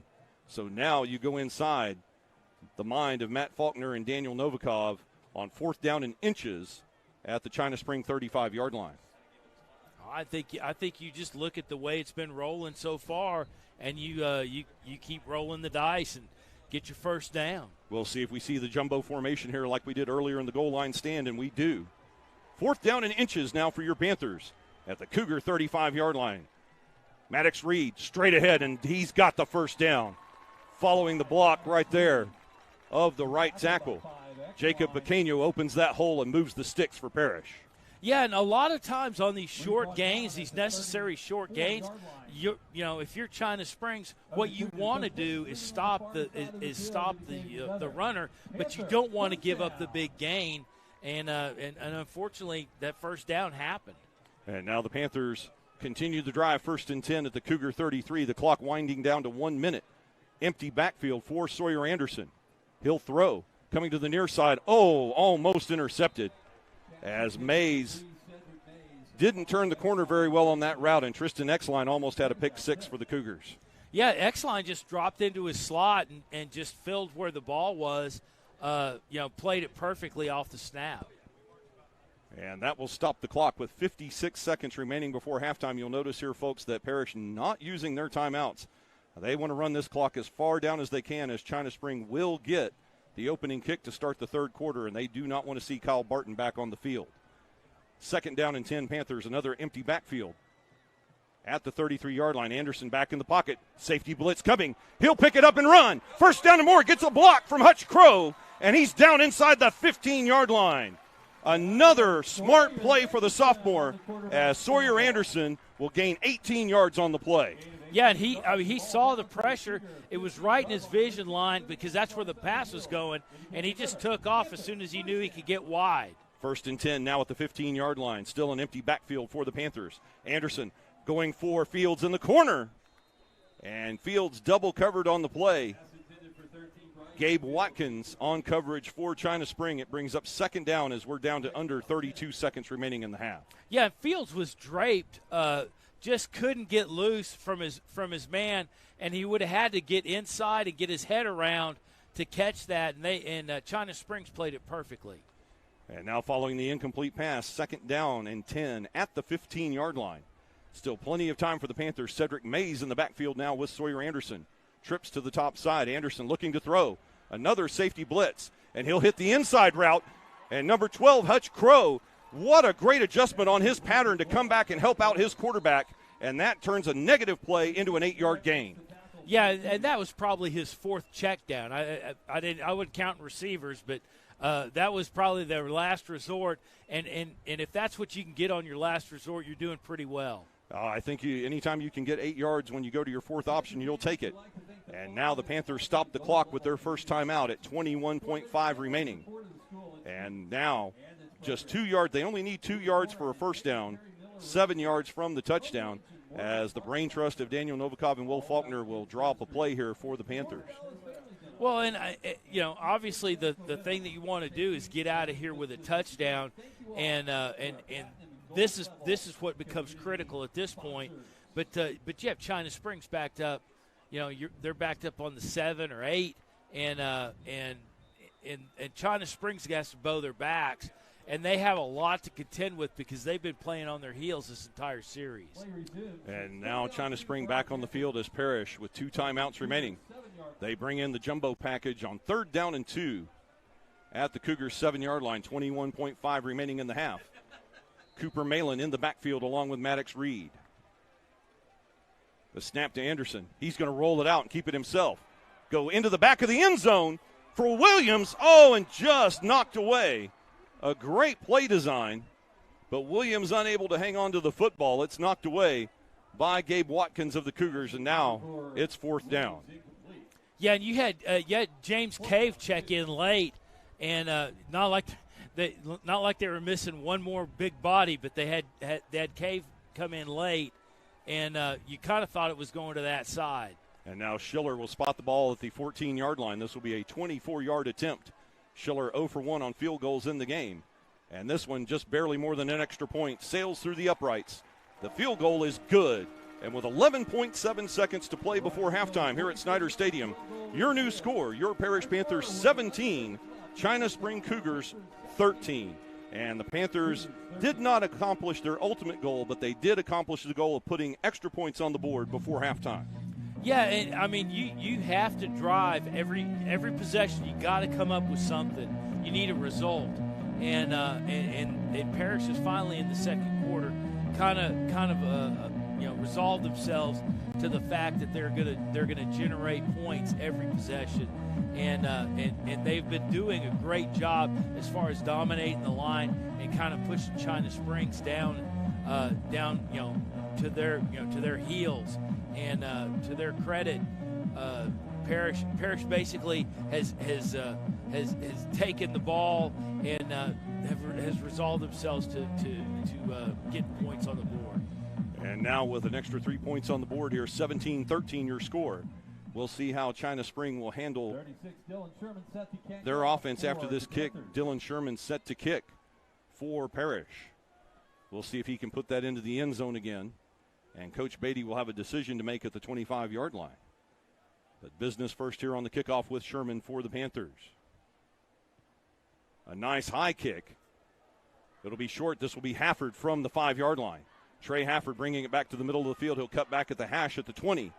A big hit right there and taken out of bounds by number 13, Bryson Fields, and number 6, Bryson Blackmore. Bryson making the tackle there on special teams. And now with only 4 seconds left in the half, China Spring has the football at their own 22-yard line. Yeah, I mean, you could take the home run hit downfield or go into the locker room. You still have possession to start the second half, and do you roll the dice? That is the question. Are you willing to throw it up and throw it up for grabs and have the Ole Miss commit Daniel Demery possibly get his hands on the football? We'll see. And it looks as though Cash McCullum and the Cougar offense will line up in the victory formation and simply take a knee and go to the barn at halftime. And that is exactly what they do. As the horn sounds, bringing us to halftime. And ladies and gentlemen, we've reached the end of the first half of play here at Gloria Snyder Stadium as we continue in Week 5 of the 2022 Parish Panthers season. And folks, your score as we go to the halftime break here at Parish Episcopal School. It's your Parish Panthers 17, China Spring Cougars 13. And Jim, all in all, a very effective first half for the Parish Panthers, although they will have to contend with the Cougar running back Kyle Barton in the second half of play. Well, I think they will address that in the locker room. They can retool that. They can make one substitution and shut it down. But what you like to see is Parish come out and for the most part play mistake-free football in the first half. Yes, mistake-free, no turnovers in the first half of play, and they were actually able to capitalize on a turnover of their own for the first touchdown of the game. And as we have the halftime break, let's go down and check in with our sideline reporter, Jeremy Beedling.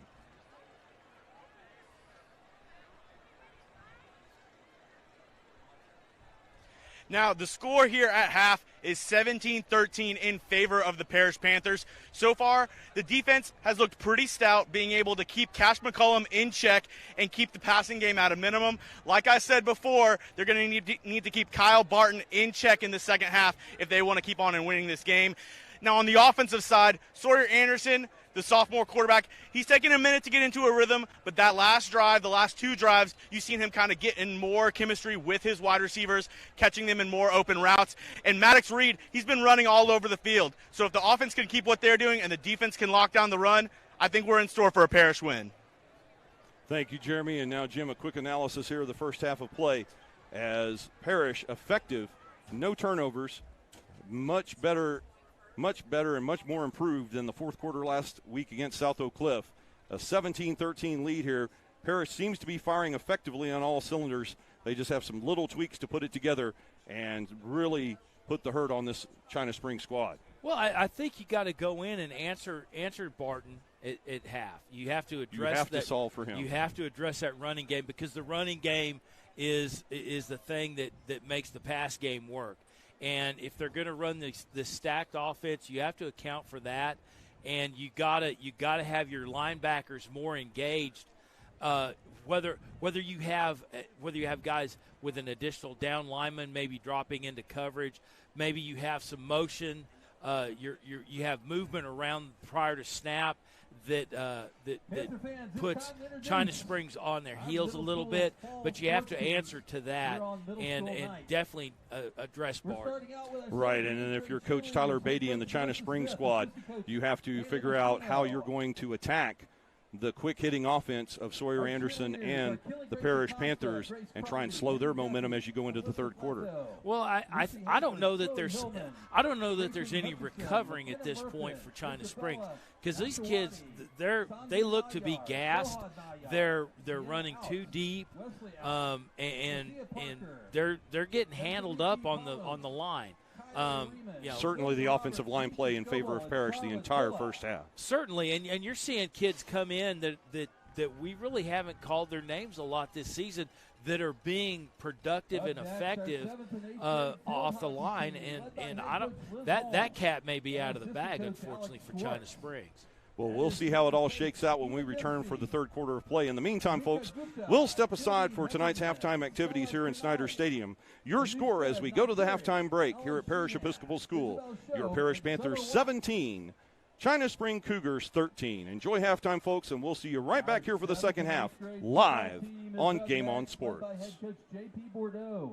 Assisted by Billy Cummings, Andy Schroeder, Jeremy Warner, and Alfred Walker. Our football players are Karsten Almaraz, Jack Archer, Brody Bard, Riley Batts, Rocco Bigham, Grayson Bowers, Cale Crombie, Hughes Delaverne, Holt Devening, Oliver Dunk, Garrett Gassworth, Alexander Gowell, Johnny Ginsberg, Cameron Hall, Aiden Hazan, Chance Holman, Hank Herta, Max Hughes, Dylan Kennedy, Cole Kitfield, Connor Knock, Corson Lindley, Jackson McKinney, Jallo Michael, Luke Mitz, George Neitzel, Mikhail Nitchin, Tommy Perez, Zach Post, Neil Porteraju, Luke Robbins, Michael Skibble, Graham Stanetta-Jami, Alexander Stotland, Julian Sussman, Hillard, Terry, Dean Vilvin, and James Williams.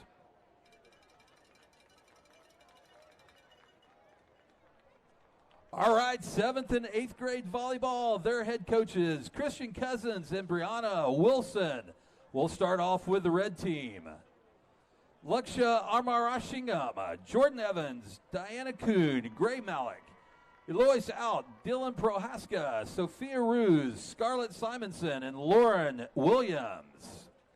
The blue team, Harper Ainsworth, Abby Berger, Kaylee Catalati, Ivy Daniel, Abby Dimitriou, Avery Drake, Kendall Groman, Lila Kelly, Zara Patel, Olivia Shapiro, Mia Stern, Reese Winder. And the white team, Alina Brahmandam, Carrington Childs, Kate Debus, Navya Desai, Sarah Ecorn, Lena House, Claire Hudson, Sasha Kassim, Paulina Margulies, Cayetana Salazar, Alexandra Schomburg, Monica Uglance, Pragati Vino Thakkumar, Simone Warren, Addie Washington, Rin Weinberger. Woo! Ladies and gentlemen, our middle school sports teams. Let's hear it for the fall middle school sports teams.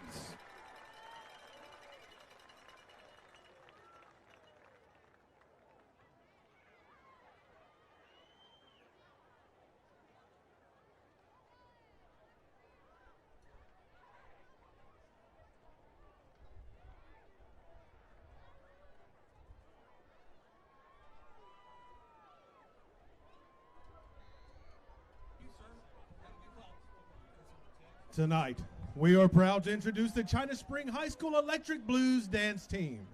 The dance team is under the direction of Assistant Director Angela Ulibarri and Director Melena Johnson. We would like to recognize our officers this evening. Captain Emily Doherty, First Lieutenant Lily Kane, Lieutenant Cadence Lyles, and Lieutenant Leah Ulibarri. Social officers are Callista Lloyd and Sophia Saldua.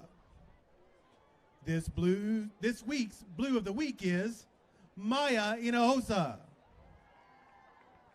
Tonight, the Blues will be performing a palm routine with the backing of the China Spring High School Marching Band.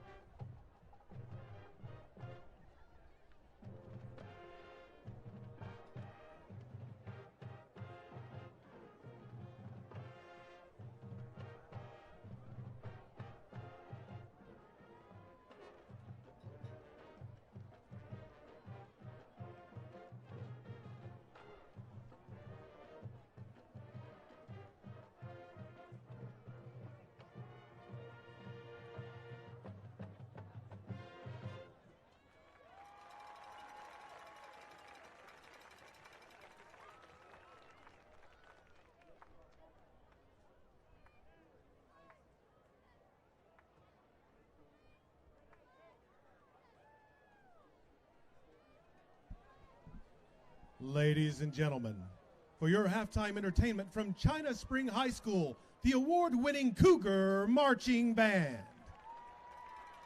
The Cougar Marching Band continues celebrating their strong tradition of excellence with 12 state marching appearances, 6 state marching contest finalist finishes, and 32 years of consecutive UIL sweepstakes awards.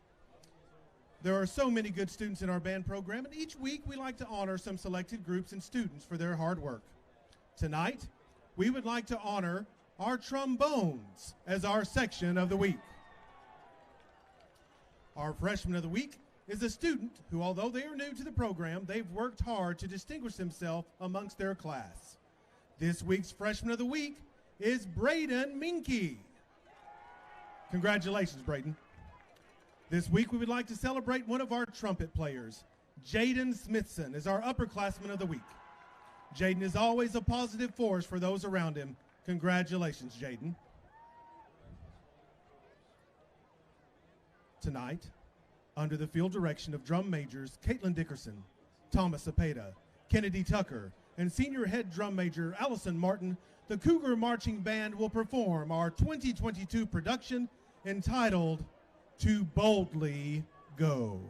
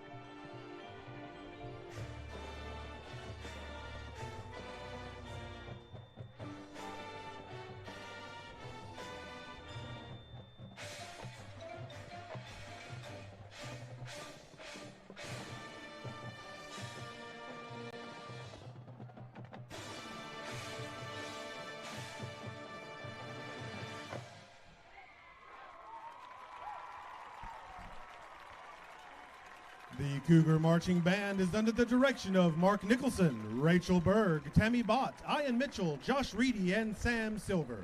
We would like to thank our boosters for all the support they give us each day. You make our band better every day. We'd also like to thank all of our administration for the continued support of the Cougar Band program. A special thank you to our sponsors, Bush's Chicken of China Spring, Bentwood Realty, Madden Manufacturing, Shipley's Donut, Boisfort Realty Team, and Douglas Nissan of Waco. Your support makes some of the magic happen for these students as we teach important lessons and create memories that last a lifetime. Lastly, we would like to recognize the fantastic support from our community. You truly make every performance special. Thank you for enjoying this performance this evening, and as always, go Cougs!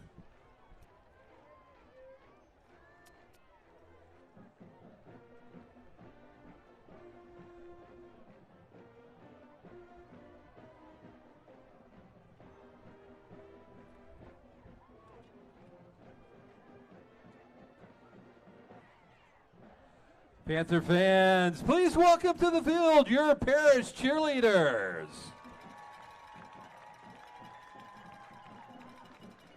Your 2022-23 varsity head captain is Annabelle Everett, with co-captains Annie London, Polly Brown, and Eleanor Patel. The social captains are Savannah McDonald and Ellie Poire. The JV captains are Lexi Silverman and Blair Bassman, with social captains Samantha Gold and Charlotte Tang. The Parish cheer team is led by Coach Becca Johnson and Jamie Balda. The cheerleaders of the week are Samantha Gold and Laura Mangelsdorf. Thank you for your hard work.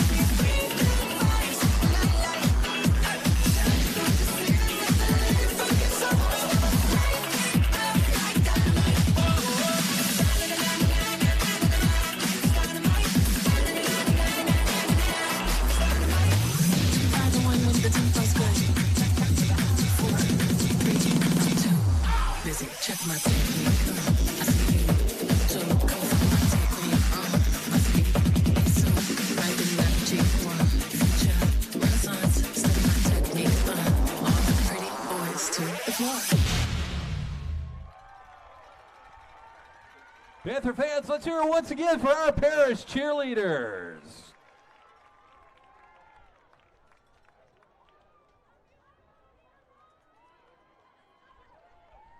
And now introducing the mighty sound of Midway, our Parish Panther drumline.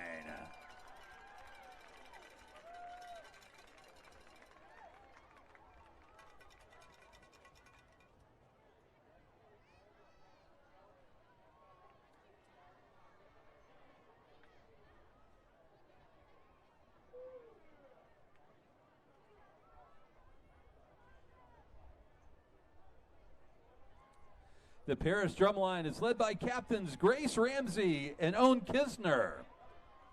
Assistant captain Julia Bixby. Section leaders Jake McDonald, Landon Scott, and Meredith Walker. The librarian is Tyler Wing, and the manager is Dylan Gasworth. The Parish drumline is under the direction of Miss Zoe Vandekeft. And now performing their halftime show of Get On Board, the Parish drumline.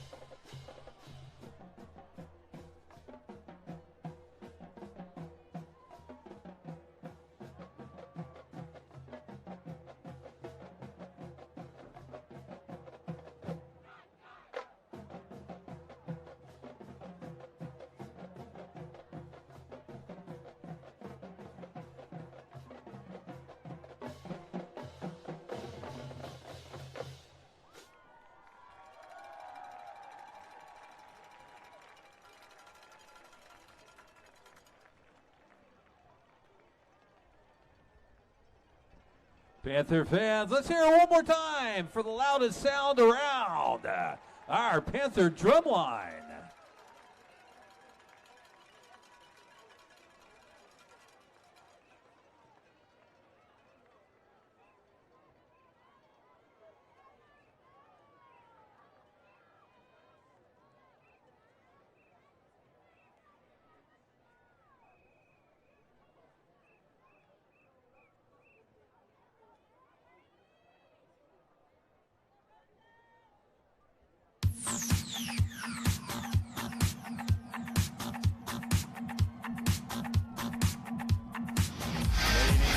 Gentlemen, presenting the award-winning Parish Rosette.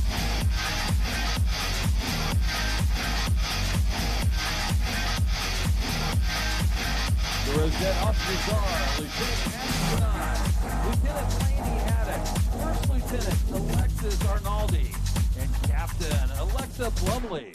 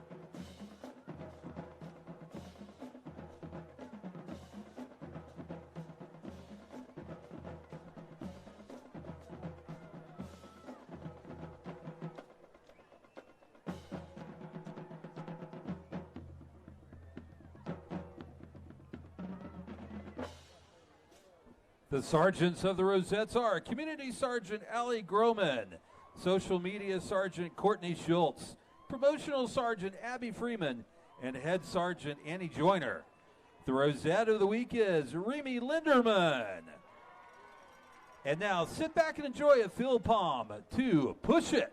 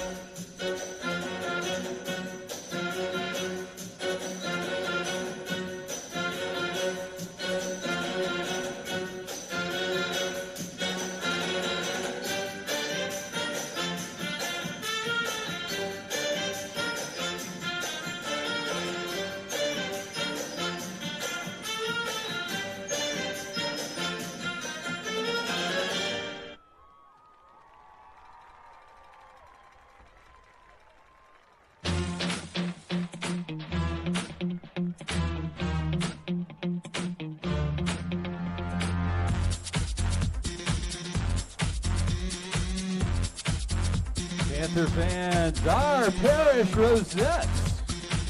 The Rosette managers are Miss Reeves Cotton, Tulasi Sriram, Joey Davidson, and Jillian Platt. The directors of the Parish Rosettes are Mrs. Megan Bowen and Mrs. Sarah Snyder.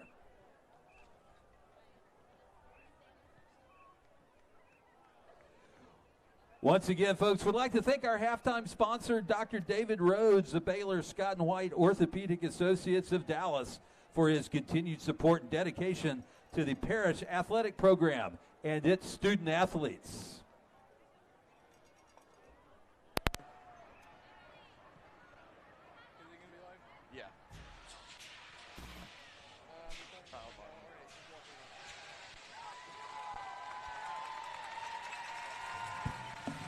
You all know what you have to do. Hey, Coach Barton, nice to meet you. Jeremy, Tyler Beatty, very nice to meet you. All right, you good? No. And folks, welcome back to the second half here of Parish Panther football at Snyder Stadium. Brian Shackelford alongside Jim Dixon. And before we start our third quarter, let's go down to the sideline with Jeremy Beadling and China Spring coach Tyler Beatty. All right, I'm here with Coach Beatty, the head coach of China Spring, and I just got to say, that first half, your little running back, he was speedy, he was getting everywhere. What's the plan for the second half with the running back situations? We just got to continue to open up gaps, get the ball in the perimeter a little bit, and maintain blocks. And I noticed y'all were moving the ball down the field, and it was meticulous. Y'all were taking your time. Any strategy in that, kind of milking the clock a little bit and kind of using the run game to y'all's advantage? Because the run game was working for y'all the whole first half. I mean, we just want to make sure that we have the right play call for the right situation. There's no reason to force a bad play if it's not there. So we're just going to take our time and do what we can do. Hey, thank you, Coach. Good luck in the second half. Appreciate it. Thank you. Back to you, Brian. Thank you, Jeremy. And, folks, we got an injury update for you on the offensive lineman, Aiden Gilmore. He is back on the sideline here in the second half. However, he is in a walking boot and will not return. He appears to have an ankle problem. And, Jim, that is going to be a crushing blow to the offensive line for the Panthers. Yeah, and we discussed this earlier in the season with this meat grinder schedule that Parish, that Parish has undertaken. The whole thing is you want to emerge with obviously wins, but you don't want to lose anybody. Right, and folks, we thank you for joining us during halftime. And today's halftime was brought to you by Dr. Richard Rhodes of Baylor Scott & White Orthopedic Associates of Dallas. Parish Episcopal School wishes to thank halftime sponsor and team doctor, Dr. Richard Rhodes of Baylor Scott & White Orthopedic Associates of Dallas, for his continued support and dedication to the Parish athletic program and its student athletes. And now as we begin the third quarter of play, China Spring will receive the kickoff. Dylan Sherman ready to put his right foot into it from the 40-yard line. And that's going to go deep into the end zone, and that's going to be run out of 3 yards deep by Trey Hafford. Hafford, he's going to cut up at the 10. Penalty flag comes in as Hafford, 2 penalty flags. Hafford still on his feet out to the 25-yard line. And let's check those flags. It looks like the first flag might be on China Spring for holding, and the second flag might be a face mask on Parish. Yeah, I think that probably China Springs would have thought better about taking the ball to 25.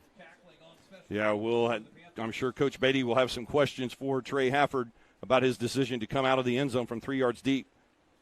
And we'll check that penalty call. An initial signal by today's referee, Stacy Ashby, was holding, although he did not point to any particular team, as he gets more information from his referee staff.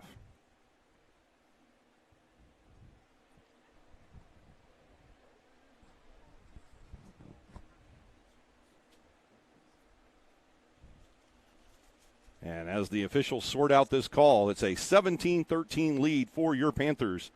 As we start the third quarter, the Panthers took the opening kickoff. They ran the kickoff back all the way to the 41-yard line of China Spring, drove the ball down to the 10-yard line, and then a missed field goal by Ryan Schiller. The call holding against China Spring is declined. Both penalties against China Spring, and the one farther back was obviously the illegal block in the back penalty back around the 7-yard line. And that's going to take the ball half the distance to the goal. And the Cougars will start this drive in a very inopportune spot in the shadow of their own goalpost just outside their own 5-yard line. Yeah, given the alternatives, I'd have taken the 25. But yes, I believe that will be a discussion that Coach Beatty and Mr. Hafford will have sometime tomorrow while they watch film. In the meantime, 1st and 10 for China Spring. And back to work. It's the workhorse, the running back number 4, Kyle Barton. And just like that, Barton has 10 yards out to the 17-yard line. This young man, he's a junior for this Cougar squad and just winds and weaves his way through the Panther defense. Trey Williams with the tackle, but it's a gain of 10. Yeah, and China Springs, they have not missed a beat. They are rolling back out here. They're just gonna go up the middle and try and try and create space for their pass attack. And now China Spring returns to the bunch formation on both top and bottom as Cash McCollum, the quarterback, will hand off again to Barton this time. And even when he's wrapped up by Parish, he still manages to gain 2 yards on the play. This kid has some leg drive. I'd be interested to see what that leg squad is for young Mr. Barton, because he can drive those legs and gain 2 with 5 Panthers draped on him. Yeah, I mean, the first contact is really just nothing for him. He's rolling downhill, and he's a load. At least half of his yards tonight, yards after contact. That's true. A 2-yard gain will bring up 2nd down and 8 for the Cougars. They're out now at their own 18-yard line. Cash McCollum will roll to his left. He's going to think about throwing downfield, looks for the short route, and that looks to be out of bounds, or will that be a catch? And they will mark it as a completed catch. Tiptoeing the sideline with the catch, number 8, Trey Hafford, and he'll make up for some of the mistake of running that ball 4 yards deep in the end zone. The ball out now to the 27-yard line, and another 1st down and 10, where they originally should have started this drive, but now they've lost a minute and a half of the third quarter. Right, and McCollum looked like he was going to, get stifled and extended the play, and that got them back to where they should have started. James Cave just one step away of sacking McCollum. Instead, he gets the pass away for a 1st down. Trips now to the bottom of the field on 1st and 10 as Cash McCollum looks to take off. He's going to come to the near sideline, 30-yard line, and he's going to run away from make that Walker Anderson, number 10, and gain 3 yards to the 31-yard line. Yeah, and he had some backside pursuit there from Cave and Ussery just closing on him. If he thought about turning upfield, that was definitely going to be detrimental. Oh, if he turned upfield, he was going to get a whole chest full of Walker Anderson shoulder pad, as Walker Anderson had a bead on him before he ran out of bounds at the 31-yard line. It stands as a gain of 4 on the play. Now 2nd down and 6 for China Spring. They'll put the trips on the top of the formation, an empty backfield for Cash McCollum. Seth Scott showing blitz. He'll come, and a quick hitter, and that pass complete. Out on the far sideline with the catch, close to the 1st down, but good defensive play by Walker Anderson to stop number 80, Cameron Campos. Although the officials rule a 1st down, another 10-yard play for the Cougars on the pass. Yeah, I mean, there was a bunch of Parish hats on that hit. And now another empty backfield for McCollum, as now they'll slow things down. China Spring playing the tempo game here with the Panthers, as we move below 10 minutes remaining in the third quarter. Still, Panthers 17, Cougars 13 as we play football here in the third quarter on Game On Sports. Another blitz look from the Panthers. McCollum escaping from Seth Scott. Now Caleb Irving in his face. And a penalty flag comes in as Daniel Demery looked to make a clean play on Cameron Campos. But the umpire throwing his flag in the secondary, which is not what you see the umpire do normally. And we have a Panther down on the far sideline, slow getting up, but now Caleb Irving back on his feet. Although he'll have to come out for a play. We'll check this call with tonight's referee, Stacy Ashby. And it appears to go against the Panthers. They're going to call defensive pass interference against Demery. Yeah, I mean, the pursuit out of the pocket by Parish, flushing McCollum out, just really, unfortunately, kind of extended the play where that receiver could come across, and that pressed Demery obviously into the block. Yeah, Will Galusha, the defensive coordinator, showing some blitz looks out of this 3-man front for Parish here in the third quarter, and it's giving the offensive line for the Cougars fits. But McCollum somehow able to make plays. Now he's got 1st and 10 at the China Spring 44 with 9:40 to play in the third quarter. Now Barton coming to the near side, gets a block from Hafford, cuts back at midfield. And another chunk play for the Cougars. This one a gain of 11 to the 45-yard line. And Trey Williams down on the turf without a helmet. It looks like he got triple teamed on that play on the backside. But another 1st down and 10 for China Spring. Yeah, and you know, you're risking on the defensive alignments or where you're showing blitz, you're risking getting guys back into coverage in time to keep your defense leveled out. But definitely making their line adjust is something that's giving them fits, as you said. 1st and 10 now at the Parish 45-yard line. The jet sweep heading to the far sideline with Trey Hafford. And Hafford makes a move at the 45. He'll cut it up to the 41-yard line. And, folks, remember, this drive started for China Spring all the way back at their own 7-yard line. And in the first 3 minutes of this third quarter, they've moved the ball to the Parish 41-yard line after a gain of 4. Yeah, they are just moving the ball, and again, the run attack is the thing that's stirring it up for them. and forcing Parish in kind of on their heels, and the run attack is just doing them in. And now trips with the wingman in for China Springs. 2nd down and 6 Cougars. They'll fake the jet sweep, handoff on the zone read to Barton. Barton making people miss, gets a block from the wide receiver on the near side. And then Barton will just stroll out of bounds at the 25. And just like that, he gains 20 yards for China Spring, makes it look easy. Yeah, and I mean, I am just not as familiar with China Springs with what they did last year during the playoff run. And if Barton is replacing somebody, I'd like to see the kid that he's replacing. It would have to be somebody who graduated, obviously. Otherwise, why would Barton not be in there from the beginning? But we definitely have to go back at the tape and look. A fresh set of downs now for the Cougars. 1st and 10 at the Panther 25-yard line. Clock rolling at 8:20 to play in the 3rd. The screen pass complete to X-Line, the first time he's touched the ball tonight on offense. And inside the 20 down to the 17-yard line. Stopped there by Trey Williams as he is back on the field after taking a play off for the removal of the helmet. But another positive play for the Cougars. That's a 7-yard gain. Yeah, and again, X-Line, I mean, he got a lot of yards after contact. And these kids are just very disciplined, very well coached, and their conditioning, with particularly skill position kids, it's holding up. And now, once again, the bunch formations top and bottom for the Cougars. McCollum's going to keep it this time. And hanging on to his ankle, number 33, James Cave, makes the stop. It's close to the first down. They only needed 3, but Parish holds them short. It brings up 3rd down and inches. Yeah, Cave has been closing his end all night. They haven't really gotten a whole lot off of him as far as after contact. He's been closing his ends.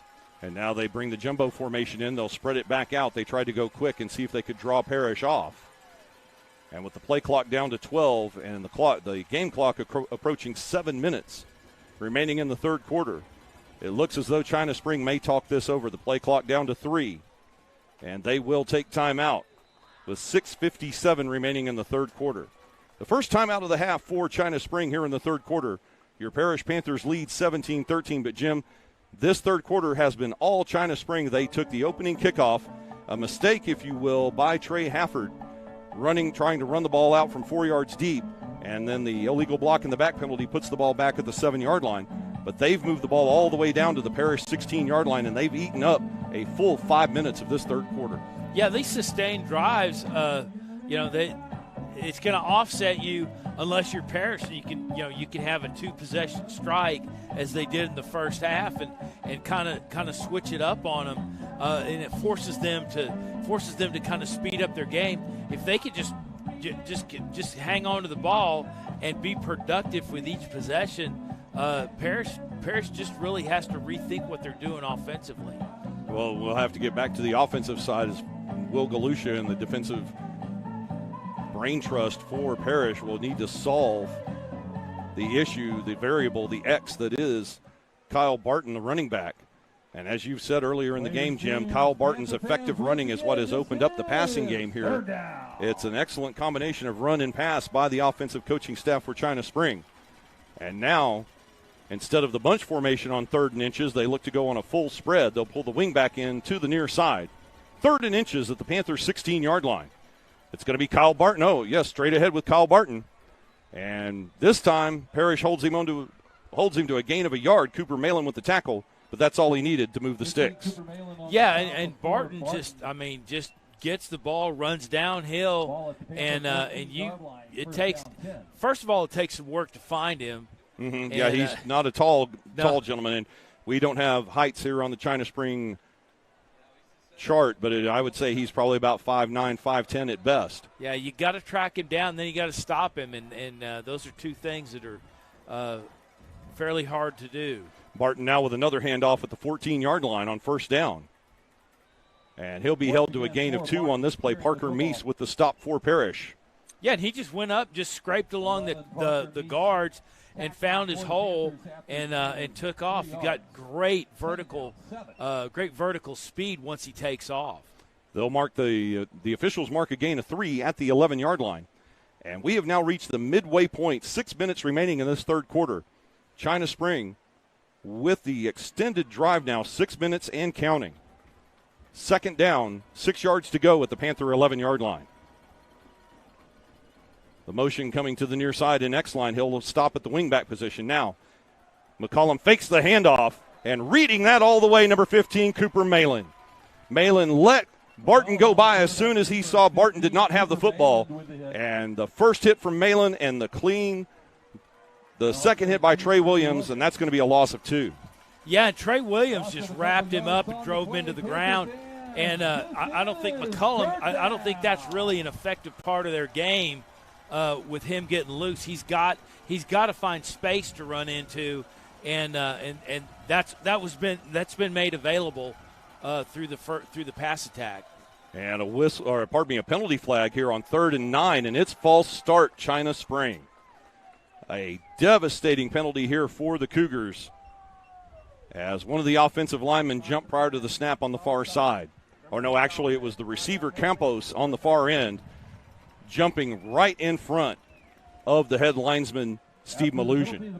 Yeah, Campos was one that we kind of talked about earlier in the game to kind of rebalance the defense for Parish, and really just it hasn't played much of an effect other than that -5 yards. And I would say this is a 4-point play, but I think this is 4-down territory for China Spring. 3rd down and 13 for the Cougars. McCollum rolling to his left. He's going to go into the end zone. No, and it's picked. Tipped by Walker Anderson, and the pick by Cooper Malin. What a great play like there. Anderson with the tip drill up in the air like he's trained to do from that cornerback position. And Cooper Malin right there to make the pick and stall this drive. But, folks, we've got 2 penalty flags on the play. Yeah, and Malin came in to lay the hit and just got his eyes on the ball. And that's all you teach these kids to do in off season, in part of their agility drills, and obviously exhibition of well-coached ability. And it looks like we have 2 penalty flags on the play. We've got 1 penalty flag on the ground at the 17-yard line, and we've got another penalty flag, 2 penalty flags, in fact, on the ground at the 10-yard line. And before we get this penalty call, let's go down to the sideline with Jeremy Beedling. Hi, this is Bryn Zufelt on the sideline. Thanks, Jeremy, for covering the first half. I have an injury report on Aiden Gilmore, Panthers' senior offensive lineman. He returned from the first half in a walking boot, so he will not be finishing the game. Let's see if the offensive line can keep up the good work without him. Back to you guys. Thank you, Bryn. And that was Bryn Zufelt from the sideline, as she will be helping us out here in the second half. Jeremy Beedling, we thank you for helping us out in the first half, and especially securing that interview with Tyler Beatty. And this, Jim, a lengthy discussion with the referee Stacey Ashby and 3 of his crew down there at the 12-yard line. I'm not sure if they're checking their lottery ticket numbers or if they are really having a problem with these penalty calls. Yeah, I think obviously they want to get it right, and you can appreciate that, but you got to be more authoritative with if you're going to throw the flag, you got to know what you're calling. And it appears I'm thinking this may be a situation where we have fouls against both teams, and one of them may involve a personal foul where they have to mark both of them off. But we'll see now as the conference has ended, and we'll get the penalty call from tonight's referee, Stacey Ashby. We think. Now he's still checking with the head linesman, Steve Malusian, on the far side. And now Malusian back to the field to inform Ashby. And now the penalty calls from the referee. Personal foul against China Spring. Or no? Well, now wait a minute.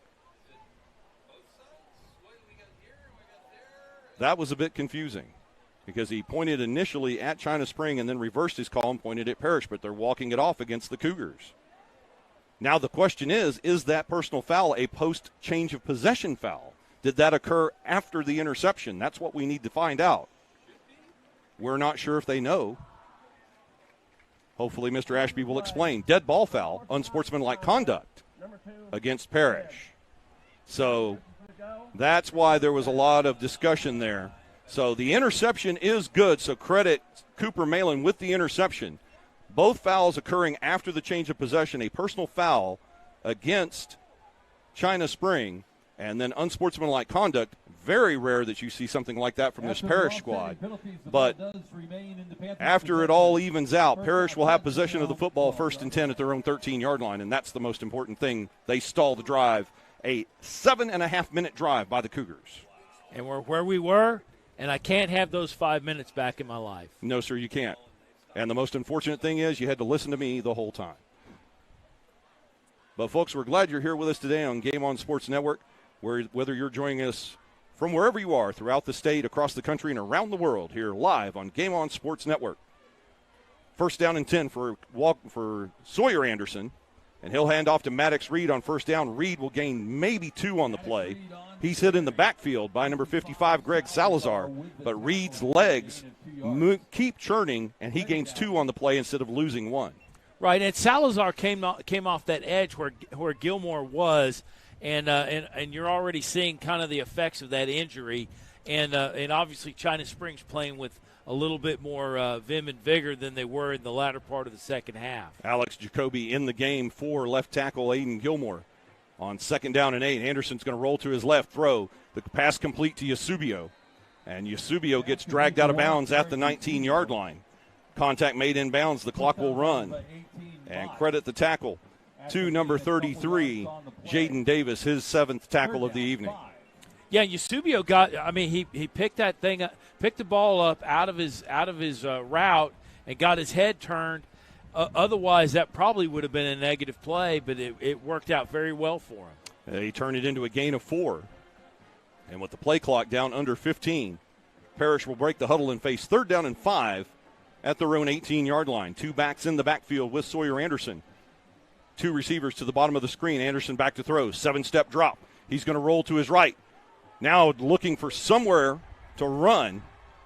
And he's going to get sacked on the play. That's officially going to be a sack for number 33, Jaden Davis.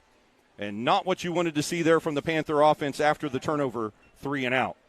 No, and especially after that sustained drive, the first drive of China Spring.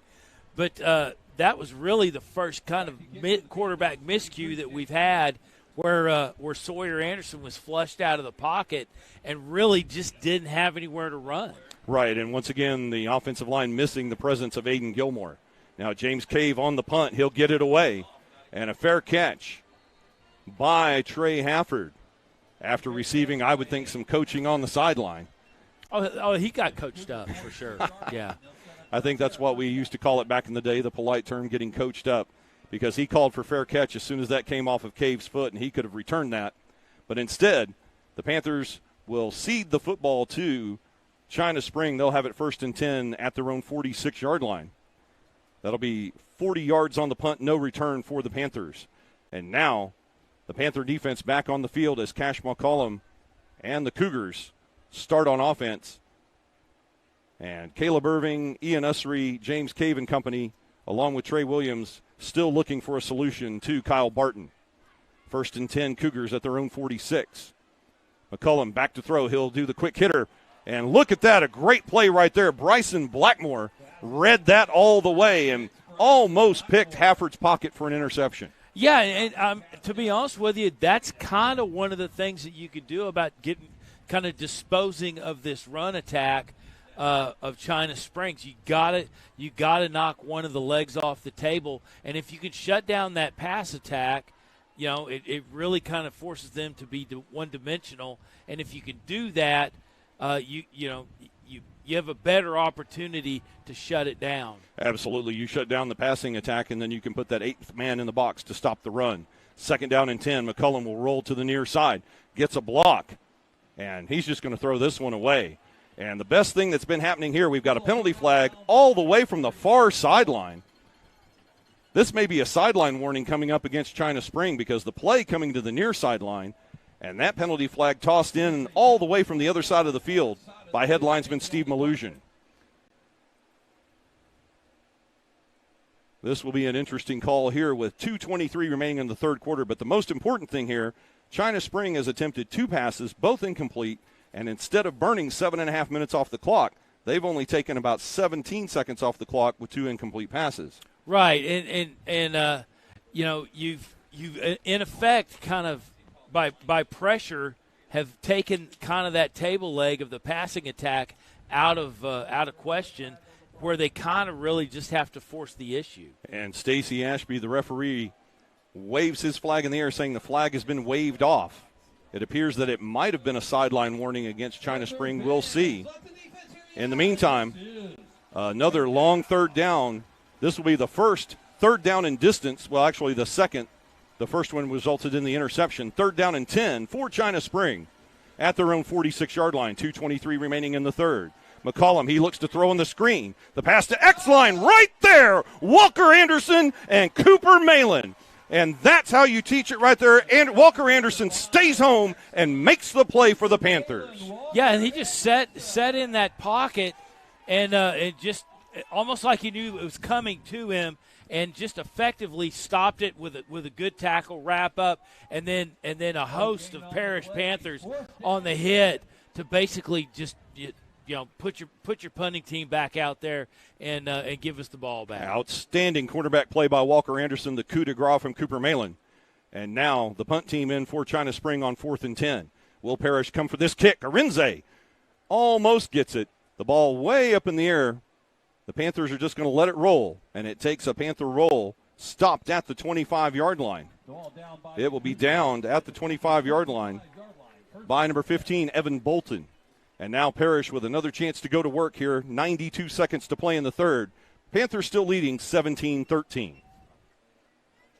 And with the flip of field, Parish kind of, if you really think about it, just kind of netted off another probably 10 yards, 11 yards on just from that punt, or just from the defense holding in the punt and the forced punt. Oh, the exchange of punts will net Parish 11 yards. They started the previous drive on their own 14.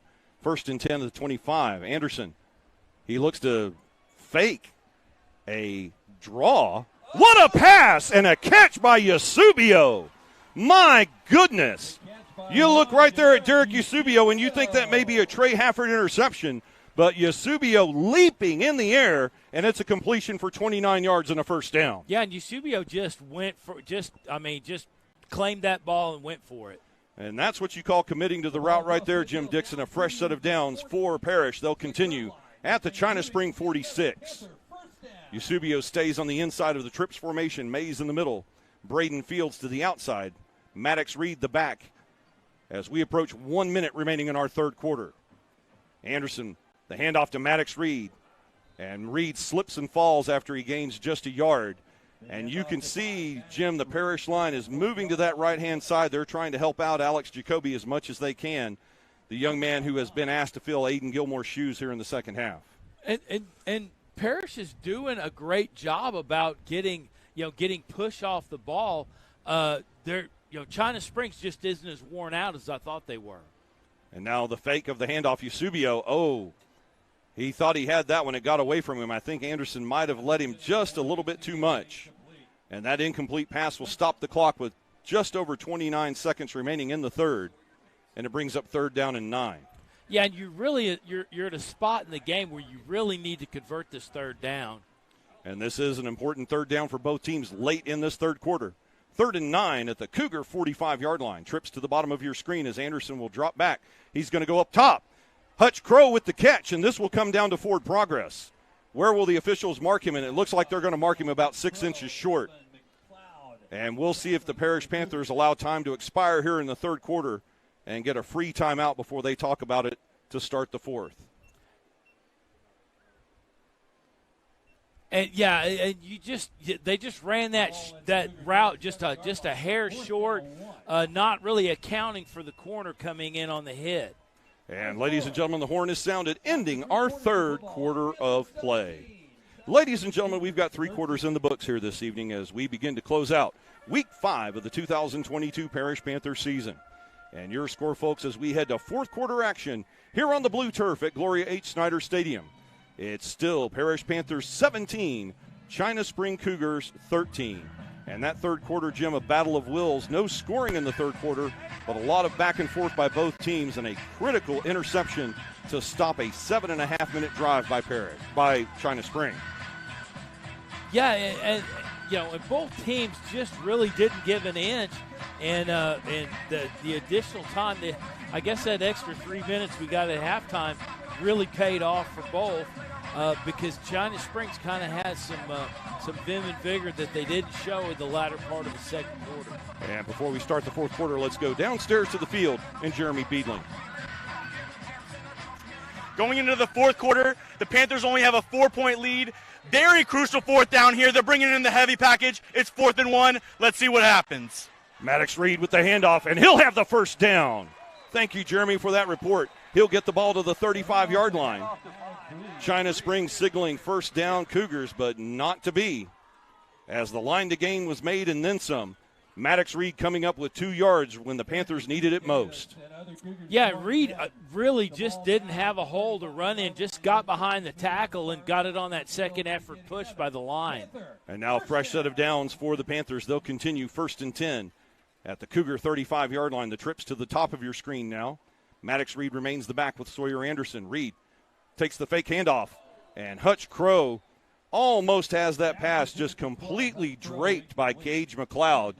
And how the flag stayed in the referee's pocket on that play, Jim, I'll never know. Yeah, it was a little early on the coverage, and it's not really so much the timing of the contact. It was really how he came over the backside and turned Crow over on the ball away from his catch. 2nd and 10 now for Parish. The ball remains at the Cougar 35. Anderson gets a new play from the sideline. Play clock down to 8. Trip still to the top side. Maddox Reed takes the zone read handoff, and he'll dive forward for about 2. A short gain on the play. Stopped there by the defensive effort of the Cougars, led by number 55, Greg Salazar. And number 55 in white has had a very good game tonight for the Cougar defense. Yeah, and I mean, those were plays in the second half that were getting substantial gain on it, and China Springs has basically bowed their back on the defensive line. 3rd and 8 now. Sawyer back, a full 7-step drop. He's looking for Hutch Crow on the near side. Oh, just a little bit too long. The idea was there, but the execution just off by a touch. The pass falls incomplete. And now, Jim, you're in no man's land at the China Spring 33-yard line. That's 4th down and 8. But hold on, folks. We've got a penalty flag on the field. And this might save the day for the Panthers. Let's see. We'll see if someone may have lost their cool on this play. We'll see whether they wore a red jersey or a white one. Yeah, Crow ran a very effective route. He got ahead of his man and just was looking to spring loose on the last 3 steps of the route and just couldn't get under the ball. Oh, and good coverage there by Gage McLeod of China Spring. And now another big discussion. This looks like it's against the Panthers as Tyler Beatty and China Spring look to have the decision on this. The call is personal foul against Parish, and this will make it looks like they'll take the play, or pardon me, not take the play, but take the penalty. That's a 15-yard mark-off, and that'll take the ball back to the 48-yard line. An interesting decision here by China Spring instead of taking the play and making it 4th down and 8. However, it will be 3rd down and 23 for the Panthers. A spread formation for Parish as they break the huddle. 10:51 remaining in the fourth quarter. Parish still leading 17-13. Anderson back to throw. Looking across the middle. And Yasubio has the ball knocked away at the very last second by Jacob Mott. And nothing to say there except a good play by the China Spring defense. No, and Mott on the far side, and then what we saw on the near side from China Spring. I mean, this secondary coach is doing his job. I mean, he is teaching these kids how to work with these receivers and how to get under them where they have a hand locked up, or they're turning their hips away from the ball and the reception. James Cave now will punt it away on 4th down and long. We'll see if Trey Hafford gets his hands on this football. Hafford's going to let it roll, and it takes a Panther roll down to the 11-yard line. Down there by D.C. Crane, and a full change of field position where Parish started 3 drives ago at their own 14. China Spring now starting at their own 11 with 10:38 to play. Yeah, and it looks like these guys are going to pretty much just play defense and stop each other, but something's got to give, and Parish needs to be able to answer and hopefully have a couple of quick strike scores. And now China Spring back in their familiar twin bunch formation, top and bottom of your screen. Kyle Barton the back with Cash McCullum on first down. They'll hand off to Barton. He'll go straight ahead. And it's 4 yards on the play. With the stop, it's going to be Seth Scott and number 57, Ian Ussery. And Kyle Barton continues to produce for this China Spring offense. Yeah, Barton just, he's the thing that he's the catalyst to that offense, and you got to account for him. And once you make contact with him, you got to wrap him up and bring him down. Now 2nd down and 6. The ball loose on the ground, picked up by McCullum, and no one there to try and bring him to the turf or wrestle the football away from him. Instead, he's able to pick it up and throw a completion to Tristan Exline to move the chains. 1st down Cougars, and that's a missed opportunity for Parish. Yeah, with the thing on the ground, you got to get after it. You need pursuit and bodies, at least in the backfield, to take advantage of those opportunities. The bunch formation remains on the bottom of the screen. They move to the wing back up top on 1st and 10 at the China Spring 24-yard line. Clock rolling with 9:40. Another bad snap as Barton tries to cut it upfield. And he'll gain 5 on the play. Gets away from Cooper Malin. But Malin will slow him down long enough for Seth Scott to make the stop at the 30, a gain of 5. Yeah, and he's still got 3 after the initial hit. And Parish is just not able to get under his shoulder pads and wrap him up and bring him down. They've only been able to do that a very few times this evening. More often than not, Barton slips through their fingers and gains several yards after contact. I'd love to see his yards after contact stat when this game is over. As we continue, 2nd and 5 at the 30-yard line for China Spring. The wingback shifting to the top side. Barton straight up the middle. Nobody there. Barton with a move at the 45, and there's a 20-yard run all the way out to midfield. And a giant hole for Kyle Barton. 1st down, China Spring. That kid, he got in a big hole and just took off, and Parish just couldn't bring him down. The linebackers were already spread to the edge, and that just made the hole that much bigger. The clock moving with just over 8.5 remaining in the 4th quarter. China Spring driving here at midfield, although they trail 17-13. 1st and 10 at midfield. 3 receivers, 2 in the wing back to the top side now. Kyle Barton bounces off a hit at the line of scrimmage. And once again, Parish unable to hold him. An initial hit at the line of scrimmage, but Barton still gains 5 yards for the Cougars. They're making stops on the line. They're just not wrapping up. And that was the first show of emotion that I've seen out of Barton tonight. Usually he just makes his gain, gets up, hands the ball to the official. And now after this 5-yard gain, it will be 2nd down and 5 for China Spring, as they are definitely starting to work the clock with less than 8 minutes to play in the 4th. They'll bring 2 receivers to the bottom of the screen, the wing back up top. And this time, Kyle Barton, a penalty flag comes in, and this might be a double whammy for the Cougars as Barton is stopped for a loss on the play, and it looks like there may have also been a hold against the Cougars. That's one of the few times he's been stopped at the line of scrimmage and effectively stopped and brought down. That is a true statement. Now this will be a decision for Coach Novikov whether to take the play or take the penalty.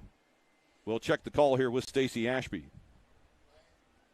And it is holding against China Spring. I think you'll take the penalty here and make it 2nd down and 15. Yeah, that's the optimal. You've got to push them farther away from the goal line. It forces them to do what they haven't been effective with in the second half. And now 2nd and long, 2nd and 15 for China Spring, as the clock will roll with 7:37 to play in the 4th quarter. Your Panthers still lead 17-13. That was our halftime score. No scoring in the 3rd quarter or yet here in the 4th. McCullum with Barton moving out to the side. Oh, block! Oh! The ball up in the air. Trey Williams came on the blitz, and a solid hit on McCullum knocked the ball up in the air. Unfortunately, Nobody there to grab it for the Panthers. That's going to be 3rd down and long. Yeah, and that's a missed opportunity, but that certainly played off from the first half when they would adjust at the line of scrimmage, and they did this exact same thing and had 2 guys in behind the line of scrimmage on that play that could have made stops. Just unfortunately, nobody was able to pick up the ball. And near midfield, this could be 4-down territory for the Cougars. 3rd and 15 at their own 45. Kyle Barton with the handoff, and he's held to a gain of just 4 on the play. Cooper Malin with the effective stop for Parish along with James Cave. And now Coach Tyler Beatty and the Cougar Brain Trust has a very important decision to make here on 4th and 11, and it was made very quickly. On comes X-Line and the punt team. But remember, X-Line has speed. He's one of their top wide receivers. Yeah, but you got to go back to that play where they stopped. Parish stopped Barton. and finally got under his shoulder pads and wrapped him up. And now X-line in punt formation. We'll see if it's a fake. No, he'll kick away.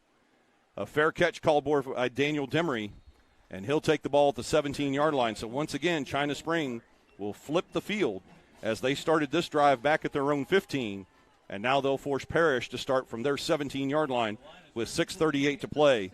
And with a 4-point lead, we'll see how Parish chooses to attack or if they go into ball control mode and try to run out the remaining 6:38 with this 4-point lead. Yeah. But with Aiden Gilmore not in the game, it looks like they'll have to go on the attack. I still opt for attack at all possible junctures until you've exhausted every other opportunity, and I think Parish is going to come out and just try to find something that they can effectively move the ball up the field with. They'll start with a standard spread formation. Maddox Reed to the left of Anderson on 1st and 10. Sawyer Anderson back to throw. A shoulder fake. He's going to go deep for Hutch Crow. And Crow just unable to get there, a little too long, a little too much exuberance from Anderson on that pass. It falls incomplete, but he was open. Anderson just unable to connect, 2nd down.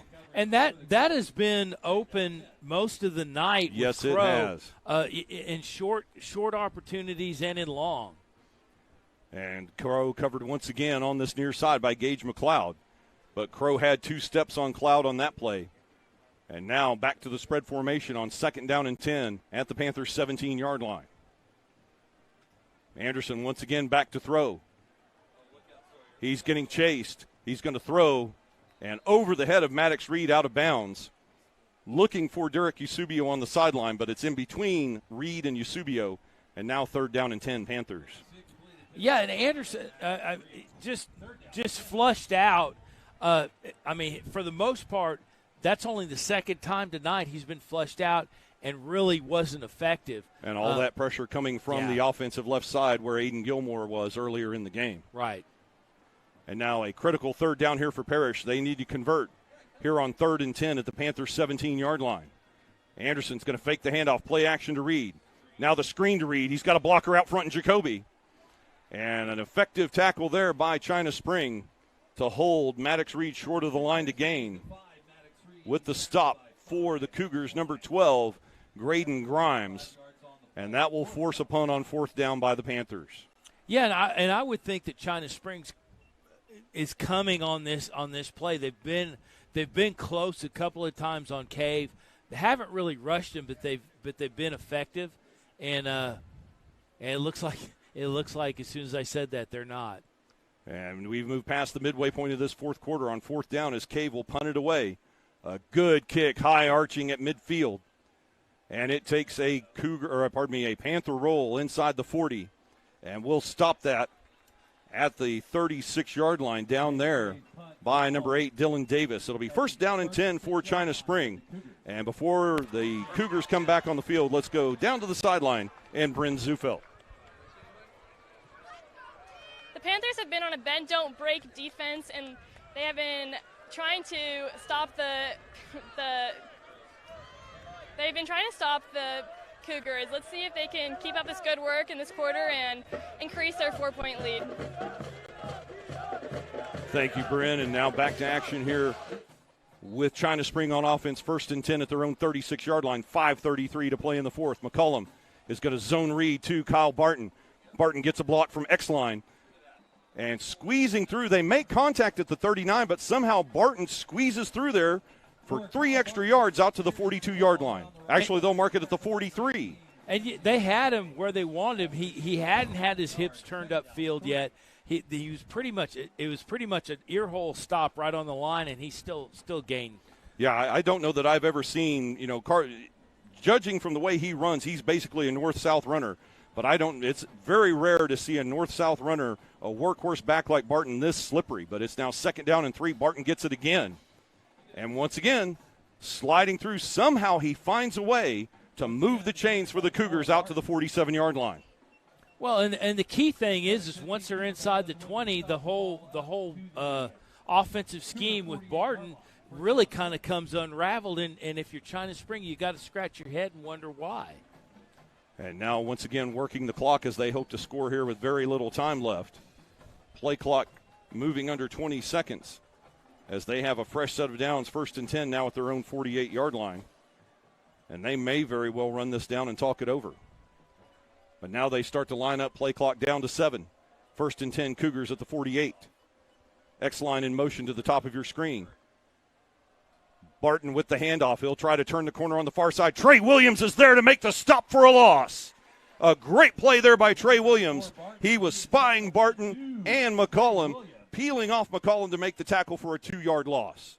Yeah, he chased Barton to the sideline, and Barton just couldn't get turned upfield, and Trey Williams obviously a bigger target than what Barton was used to. The clock now running at 3:45 to play in the 4th. 2nd down and 12, Cougars. They'll hand off to Barton again. He'll try to find his way up in the middle. And there are 2 Panthers to stop him. Caleb Irving gets a hold of Barton, and they drive him backwards. It looks like they'll give him forward progress of a yard, but that clock continues to run. Williams and Irving on the tackle. 3rd down and 11 coming up for China Spring. Yeah, Irving came in and was just digging for the ball. So Parish is fully aware of what's at stake and what they need, and they need a good sustained offensive possession. And now to get the ball back. A critical 3rd down here for the Panthers. 3rd down and 11, China Spring. They're going to fake the handoff. They're going to try the reverse. Williams sniffs it out. X-line on the reverse, and Trey Williams there to make the play for the Panthers. It's a loss of 12. Number 2. And Williams staying at home. A patient, well-educated, smart play by the defensive end there is going to force a China Spring punt with 2:45. And holding, but they'll decline that and take the play. It's a loss of 10 yards either way. Yeah, Williams got off his block and just went in behind the line of scrimmage, just set his feet and waited for the thing to happen. And now X-line in punt formation. And, folks, like I said, keep your eye on the punter. The clock moving with 2:44 to play as the clock is ordered to be moved by Stacy Ashby. 2:40 remaining in regulation as X-line will line up to punt on 4th down. X-line kicks it away. Demery will size it up. And it rolls inside the 20. Now he'll pick it up and just go out of bounds at the 15-yard line. A huge punt for Tristan X-line. A 50-yard punt. We'll mark it as a 51-yard punt, no return. And now the Panthers, with 2:26 remaining on the clock, they go back on offense with a slim 4-point lead. Yeah, and now it comes into play, that you discussed earlier. How much do I need to pressure myself to push the ball upfield? And this coming up here, this will be a test of wills. We'll find out now, as you've spoken about many times, Jim, who won this game in January and February in the weight room. Because 1 first down here should do it, although China Spring has all 3 timeouts remaining. 2 backs in the backfield with Anderson on 1st and 10 at the 14-yard line. Maddox Reed gets a seal block. He's going to turn the corner. A block from Crow, 30-yard line. And what a smart play right there by Cedric Mays to lay down inbounds. But now we've got a penalty flag coming in. And this looks to be against China Spring for a personal foul. The initial signal by the umpire, Randy Daniel, pointing to the Cougars. Yeah, Mays turned the corner, and he looked down the field at pay dirt, and he saw the backside pressure coming in, and opted just to stay in bounds. And very smart play, as you said. When if this stands, this will be a gain of 20. But we'll check with Stacy Ashby, our referee. He's still on the side of the field here with Daniel Novkov and the Parish Brain Trust. But now Parish backing up, and it's holding against Parish. So evidently Crow carried that block a little too far. So they'll mark that ball back 10 yards from the spot of the foul. They still get a gain of 8 on the play. It will be 1st down and 2 at the 22-yard line with the clock moving, 2:15 to play. China Spring hanging on to their timeouts for the moment. 1st down and 2 for the Panthers. Mays and Reed in the backfield with Sawyer Anderson. 2 minutes to play in the 4th quarter. Parish leading by 4. Play clock down to 5. Anderson handing off. Mays reverses field, and he'll have the 1st down. The tackle made by number 15, Evan Bolton, but that should move the sticks with 1:49 to play. And the clock moving, and quickly the play clock becoming the enemy of the China Spring Cougars. Yeah, and they got to start burning timeouts and still keep enough time to do something on offense, and they don't seem real eager to do that. Anderson just sitting back in the huddle with his team. Play clock down to 15 as the Panthers earn a fresh set of downs, 1st and 10 at the 25. They'll still have 2 backs in the backfield with Reed and Mays. Anderson handing off to Mays. Mays will cut it up inside. 35-yard line and more. There goes Cedric Mays. 40-yard line. 20. 1 man to beat. 10. Touchdown Panthers. And just like that, the Panthers put the dagger in the heart of the Cougars. A 75-yard touchdown run for Cedric Mays. Yeah, Mays cleared the corner, and there was nobody from China Spring going to catch him. It looked like for just a moment that Jordan Fedro had an angle on him at the 10-yard line, but he found 6th gear as Fedro dove to make the tackle. And what an amazing play right there. You knew China Spring had to sell out and make the stop. And once Cedric Mays got into the 2nd level, it was good night, Irene. Yeah, you can't draw it up, and again, very timely. And Parish held on to the ball. They were very effective, and these quick strike scores just will do you in if you're China Spring.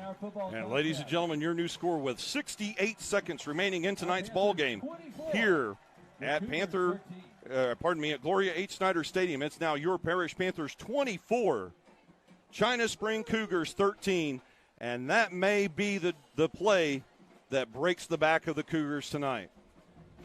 Well, they certainly have to answer, and so far in the second half, they haven't shown that they have what they need to finish up, and just have been ineffective. And have been ineffective on offense for any kind of sustained drive inside the 20 or 30. And certainly right there, Cedric Mays may have earned himself Offensive Player of the Game accolades with that 75-yard run as we start to look at who we should honor here in this game tonight with Parish. But first, Ryan Schiller has work to do as well as the Parish special teams. He'll kick from the 40-yard line. Schiller puts his foot into it. He'll loft it high in the air. And the kick return from the 21-yard line. X-line with the carry down the sideline, and he'll be knocked out of bounds at the 40. And, Jim, a great play right there by Cedric Mays, which will hopefully seal the win. And defensively, there are several people who have stood out here in this game this evening. Yeah, I mean, I don't want to single out one guy, and they've been playing great. But, Demery's guy that stands out to me as somebody who's basically kind of dictated what the defense is going to do. And now we'll see how the defense reacts here with an 11-point lead and 63 seconds to play in regulation. 1st down and 10 for China Spring at their own 40-yard line. Cash McCollum will roll to the near side. He'll hit X-line, and X-line dropped the football. And Walker Anderson right there made another great play. X-Line heard his footsteps and lost vision on the football, second down. And I think Walker Anderson has had an outstanding game this evening. That great tackle earlier in the game on Kyle Barton, he may be the guy that we want to talk to at the end of this game. Yeah, I mean, there's a host of guys on the defensive side of the ball because they've been very disruptive to a China Spring team that has just been hanging points on all of their opponents thus far this season. And now McCollum flushed out of the pocket on second down and 10. He's going to take off and run, and he'll pay for that as the clock will continue to roll. Quickly a timeout taken as it forces China Spring to stop the clock. James Cave with the tackle on Cash McCullum after a gain of 8. 33 James Cave with the tackle. Yeah, and Cave came backside. He had to get off his block. He'd come backside in great pursuit. And I mean, that's what you teach these kids. You don't stop till the whistle blows, and they do that endlessly every possession. And now the timeout taken by China Spring. They have 2 remaining with 51 seconds even remaining in this ball game. And folks, this game is not over by any stretch of the imagination. It's just a 2-score game for China Spring. And they do have quick strike capability, so folks, stay tuned.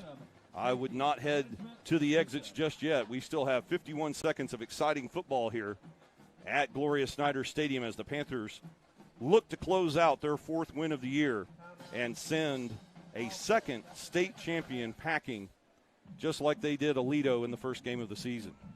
Well, they have answered all questions thus far in the early part of the season, and they rebounded from a loss against South Oak Cliff, which, I mean, trust me, that's one of those losses where you're just kind of going, okay, we lost to a state championship. Right. A state champion, and you just move on. You kind of fix the execution issues, and they've answered that. Parish has done everything you could ask of them. McCollum with all day here on 3rd down and 2, still looking for somebody to throw to. Now he's going to go downfield, and the pass complete, and the catch made by Trey Hafford. A huge gain as Parish in the prevent defense, only rushing 3. And Cash McCollum had all day to throw in a quick strike down to the 7-yard line. That's going to be a 50 or 44-yard pass play, and quickly 1st down and 10. But hold on, it's 1st and goal at the 7-yard line. But did Parish stop the clock? Did China Spring stop the clock? The clock is stopped right now with just under 39 seconds to play. And we'll see. And China Spring does take their 3rd and final timeout. So you have to make them earn this here. If you can get 1 stop, maybe 2, this should be the ball game. Although China Spring with a big hill to climb, if they score here, they still have to go for 2 and then attempt an onside kick and try to get into field goal range. And calling on your special teams to do stuff that they really haven't been answered or asked to do and haven't been challenged to do this season, just because of the margin of victory that they've had against these opponents they played early. And 1st down and goal now for China Spring. And now another timeout. A timeout taken by Parish. You might as well talk this one over. Will Galusha and his squad. We'll see how they'll set up here. Parish will spend their 2nd timeout. They have 1 remaining. Well, and you obviously want to get a look at what China Spring's going to do, how they're going to come out. I don't know that they come out of this with the same set out of this timeout. Obviously gamesmanship comes into play. You still have to stop them. That is true. They'll have to make the play here on 1st down and goal at the 7-yard line.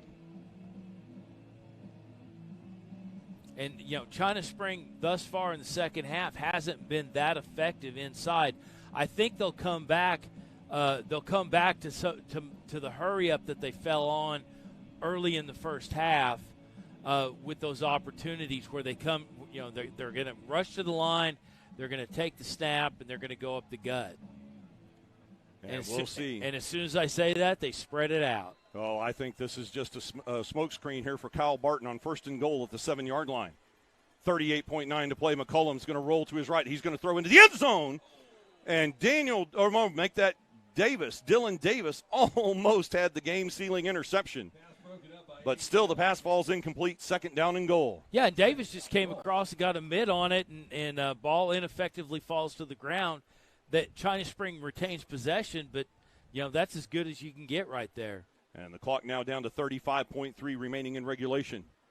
And the extra touchdown, the cushion provided on the 75-yard run by Cedric Mays, looming large here. Second and goal at the 7-yard line. Cash McCollum, a low snap. He loses the football. It's down on the ground, picked up by Kyle Barton. And flags on the play. This looks like it could be holding, and it is holding against China Spring, and that's a killer right there for the Cougars. Yeah, well, we're still talking about. And what's to talk about? You've got to push them back here. Yeah. Of course, then again, there's a reason I'm not standing on the blue turf with a headset on rather than standing up here in the booth. But then again, I thought we should have called a timeout last week, but we won't talk about that. The call is holding China Spring. That will be declined. Novikov wants third down. And it was a loss back to the 14-yard line, so 7 yards. I guess with a 7-yard loss, you go ahead and take the down. Yeah, that's kind of the best of both worlds. Third and goal at the 14-yard line. Another low snap from McCollum. Looking to throw across the middle. Way too high.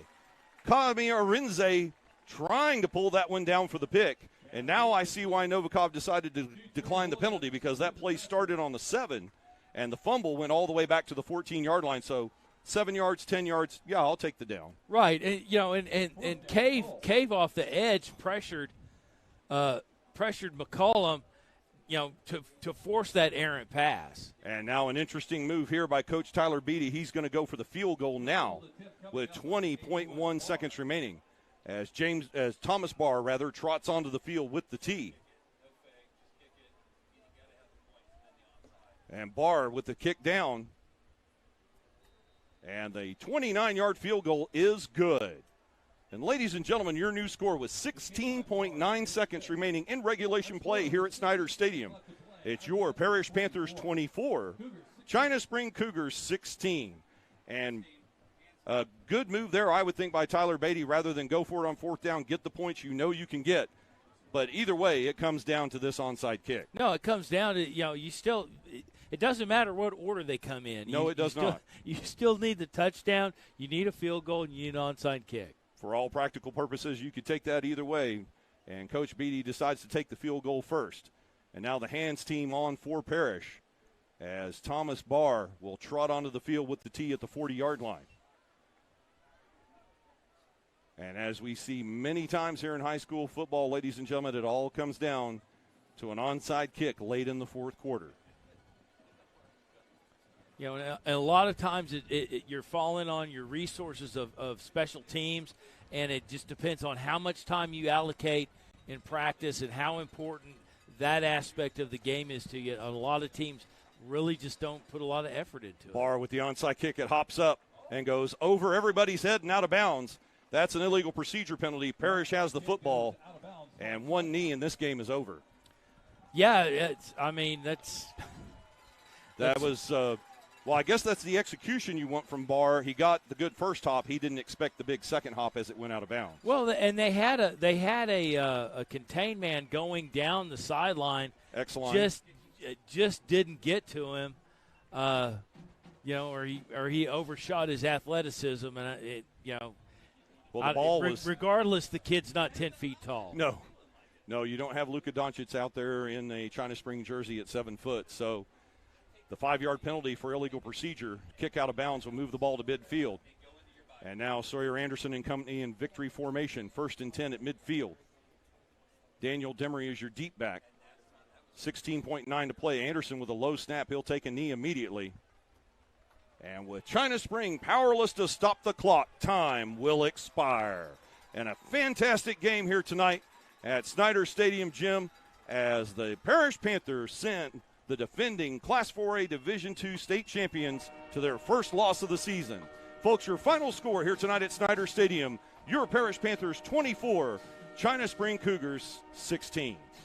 Well, and you gotta, you gotta question what China Spring is obviously challenging themselves with the scheduling, but you got to question what kind of a 4-0 team was coming in here to Snyder Stadium. And what we saw was, obviously a very good team, a very well-coached team. Are they good enough to surpass what Springtown's going to bring for them? I don't know, but obviously a very good, well-coached team that came in here, and it might have been a little over their skis with that 4-0, and hadn't been tested. Well, they certainly got a test from the Parish Panthers tonight. They got all they could bargain for. China Spring never led in this game as Parish scored first. Although China Spring able to thwart the scoring to begin with, the opening kick returned to the 42-yard line. They drive down to the 10-yard line, and a field goal attempt by Ryan Schiller, no good, allowing China Spring to take over, but only 3 plays into that drive. A fumble recovered by Parish at the 10-yard line, and Parish drives that in for the opening score, 7-0. And from there, Parish asserted their dominance throughout the game. They led the entire way, bell to bell, and take the W home tonight by a score of 24-16. Yeah, I still go back to what China Spring is going to do down the road versus just these first 4 games in this obvious test. That I don't know that you pack up your bags and think that the season's over by no stretch of the imagination, because you're still a quality team with a lot of season to play in front of you, as Parish does. Parish has that one blemish with South Oak Cliff, if you can even call it a blemish. And I don't know that you can really. It just comes down to one poor quarter of play, and other than that, it has been a fantastic season thus far for the Panthers. But they take a 3-1 record into the bye week coming up next week. And from there, it's TAPS district play as they'll host the Bishop Lynch Friars 2 weeks from tonight right here at Snyder Stadium. Right, and honestly, that's when the season starts. All the preseason dressing doesn't really come into play at this point. Now you got to beat the opponents in front of you, which is your TAPS opponents. You've gotten out of the first part of the season for the most part healthy. You've lost about 3. Well, you got 3 linemen that you've lost, and then you've lost Gilmore tonight. When do these kids come back? How healthy are they going to be when they do come back? And you have some things to answer there, but for the most part, you're not decimated, and you took on a meat grinder schedule. So, to me, that's highly successful. Oh, agreed, absolutely. And not only have they had a full meat grinder of a schedule, but tonight they faced off against the meat grinder that was Kyle Barton, the running back for China Spring. Yeah, that kid. If I'm down, if I'm on the lower part of their schedule, I'm trying to figure out how to form tackle and how to answer that kid. And I don't know that good mechanics and good technique are going to get you out of the woods on that kid. No, he is a very good north-south runner, but just very slippery. And I don't know that we are going to have, you don't really have an opportunity to get the kind of statistics in a high school football game like you would in a college or a pro game. But I would think that at least half of his yards tonight came after contact. I mean, let's give credit where credit is due. I mean, obviously, Maddox Reed and Cedric Mays had a great game. Mays obviously capping off tonight's win with that fabulous 75-yard run. But, Kyle Barton showed that he is a force for the China Spring Cougars, and I'm sure that there'll be some letters in his mailbox very soon from some very interested colleges, if not already. He's a great runner. I mean, he's a solid kid, and if you don't account for him, and honestly, I don't know how you account for him, because Parish was getting him a yard deep or at the line of scrimmage for stops, and just could not wrap him up and bring him down. Yeah, an interesting point there, Jim, because as you say, China Spring by no means this is really just a flip-flop from last week. We're talking about how Parish shouldn't hang their head after that loss to South Oak Cliff, and I think the same thing is true here for the China Spring Cougars. They have no reason to hang their head after this loss to Parish, and if I weren't going to be in the booth in 4 weeks calling a game, I would probably be at that game between Stephenville and China Spring because that one's going to be a barn burner. Yeah, I mean, that's one of those games, especially in a 5-team district. I mean, really, if you look at that district, the way it's composed, it's them and everybody else. Yeah, and it's Stephenville, yeah, China Spring, and everybody else. No, I firmly believe, I think where you're going is that those teams are going to play more than once this season. Oh yeah, they will see each other down the road a couple of times.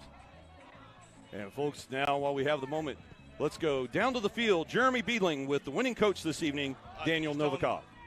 We're here.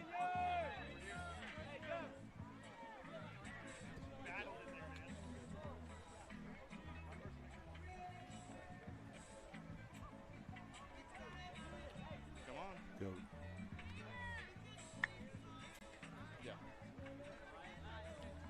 I'm not going to keep him here for more than 15 seconds, so if he doesn't push it, then we're going to let him go.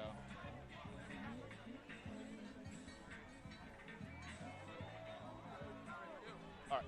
Coach Novikov, great response this week after last week's tough outing. What were you telling the guys to get them ready for this game this week?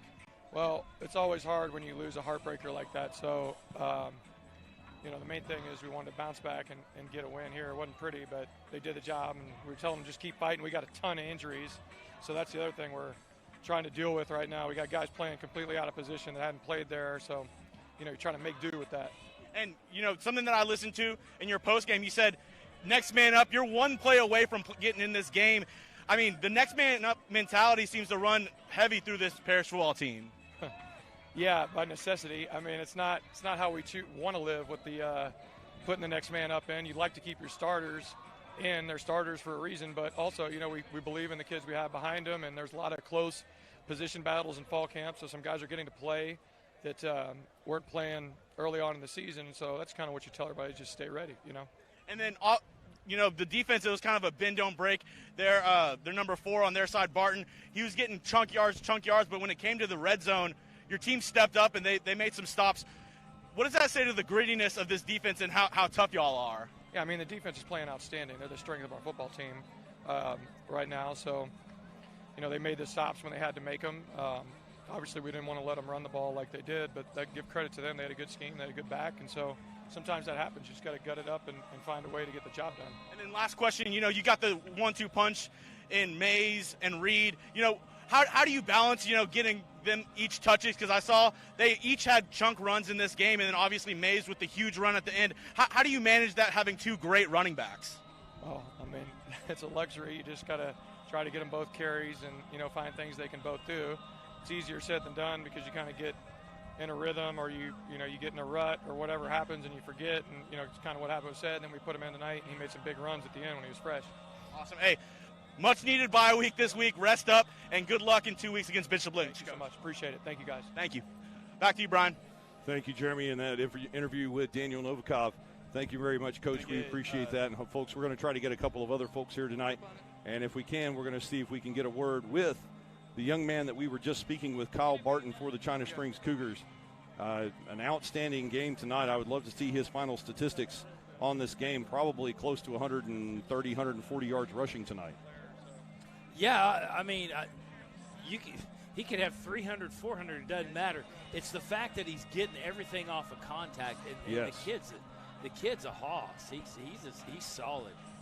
Yes, a very slippery runner, easy for me to say. And, out of that 150 yards or 140 yards he had tonight, I'm sure at least 65 to 70 of those were after contact. And he will be a menace in the future as they move into district play.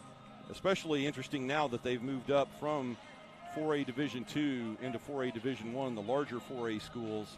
We'll see how China Spring is tested by those teams that they have. It's a small district, as you mentioned, only a 5-team district. But they, obviously they're going to get a big game from Stephenville. And they also, we've heard that Waco La Vega isn't quite where they normally are in terms of prowess. And Alvarado could be hit or miss. So it could be 3 cream puffs and then a big showdown with Stephenville, or they may actually get 2 or 3 battles here before they get to Stephenville at the next to last game of the season. Yeah, if you're from China Springs standpoint, you obviously want to win against Stephenville, but it's still, you're looking down the road and you're kind of going, okay, we're one of the two teams. So, that's obviously a benefit, and it could be a detriment as far as motivating your kids. It's hard. It's hard to coach young men and get them in a mindset where they have to think from the standpoint of, okay, well, second place isn't bad. We're still in the playoffs. Well, the other thing you have to think about, too, is, as we discussed earlier, they may not have to win the first game against Stephenville. It'll be the second game against Stephenville in the regional final that'll be for all the marbles. Right, and that's the one you got to win, is the one in the playoffs. And, folks, now we'll go back down to the field. Bryn Zufelt with Cedric Mays, tonight's game-winning touchdown for the Panthers. Hi, I'm here with Cedric Mays. What were you feeling as you're running down the field on that last touchdown? Man, the only thing I was thinking is don't get caught. Like, I felt him, I saw him coming up, and I was just like, I got to score for the team. Luckily you did. Is there anything you're planning to work on for yourself this next 2 weeks, knowing that you have a bye next week? Just got to get better, team chemistry, get better. Going into district, we're just trying to win another state championship. Thank you. Good game. Thank you. And thank you, Brent, for that interview with Cedric Mays. Cedric Mays with the icing on the cake tonight. A 75-yard touchdown run with less than a minute and a half to play to seal the deal and give Parish the W here this evening at Snyder Stadium. Well, let me see if I can get one. Yardage aside, I give the kid style points. Absolutely. That was one of the most tasty runs I've seen in quite some time. Oh, yeah. He turned the corner there at the 35-yard line, and nobody was going to touch him, especially anybody in a white uniform. He found that extra gear, and as Coach Novikov said in his interview, Cedric comes into that game, and he said it. It's a luxury. I mean, you've got Maddox Reed pounding. You get 4, 5, 6 carries out of Cedric Mays, but essentially there with a minute and a half to go in the game, Cedric Mays comes in with fresh legs, and he proved it. 75 yards to the house, game Panthers. Right, and it goes back to what we talked about with adding these, with having these players come in and just, it's almost like adding roster spots, and especially because they come in and they produce. And, folks, while we've got an opportunity, we're going to head back down to the field. Jeremy Beedling standing by with Walker Anderson. Yes, sir! I'm here with Walker Anderson, and I just got to ask you, the running game was getting going, but y'all kept Cash McCollum in check. What was it like on the field, being able to limit the passing game right there? We just went into our passing package, dime, and put some extra DBs in there, widen out the OB, and, our D-line did a good job rushing the pass. It was just a great, everyone had a man, everyone held a receiver, and we just had a great team defense and great team win. I was telling Coach Novikov, it was a bend, don't break defense out there. Y'all let some, some big runs go, but then when it came down to it, y'all showed y'all's grit. What does that tell everybody about the Parish defense? I think we're the best defense in the state. If you disagree, then schedule us. But, everyone on the team has a job. Coach G tells us to do our job, and we do our job. And through adversity, we always pull out a win. And Coach Novikov told me, y'all are a little bit banged up. Y'all are going into the bye week.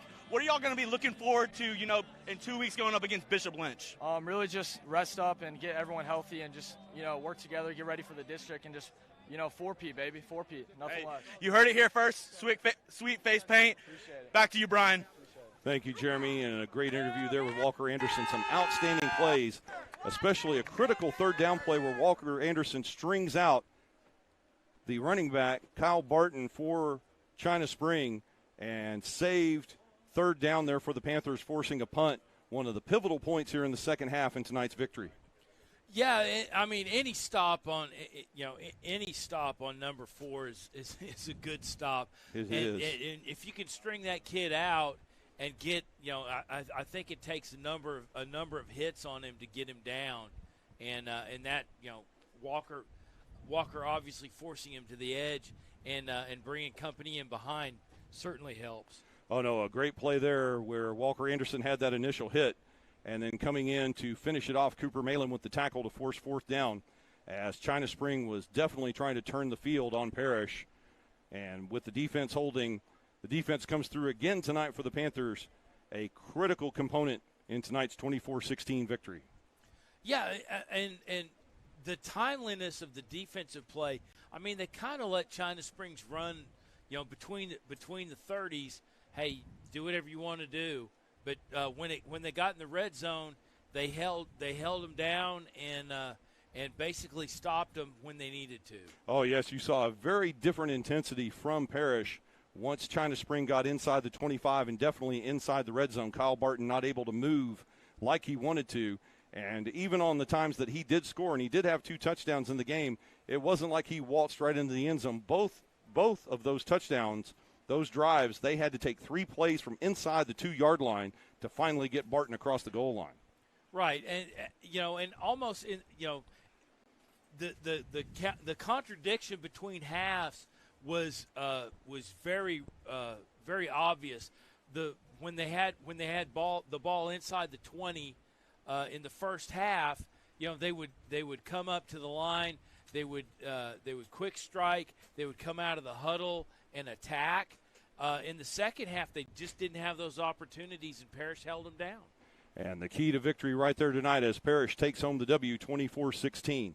And now we're halfway through the season, Jim. We've got 5 down, we've got 5 to go, and an unbelievable non-district schedule for these Panthers. A 10-time state champion in Aledo, 3 other defending state champions in LBJ, South Oak Cliff, and these China Spring Cougars. And except for the fourth quarter against South Oak Cliff, this could be a 5-0 team heading into the break. Yeah, and I mean, I think Coach Novikov, he's not trying to gather style points. No, he is not interested in style points. He's trying to test his kids and give them challenges, and I think to a certain degree answer the question that is always kind of loomed over TAP's teams, which is they're okay, and they kind of explain it away, but they're playing these opponents.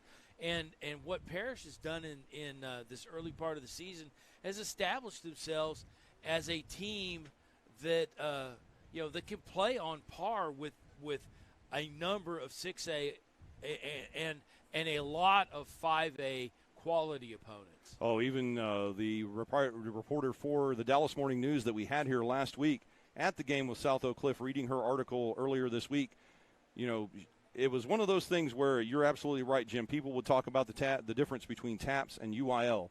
And every time somebody started to talk about a TAPS team, the response you got was, yeah, but.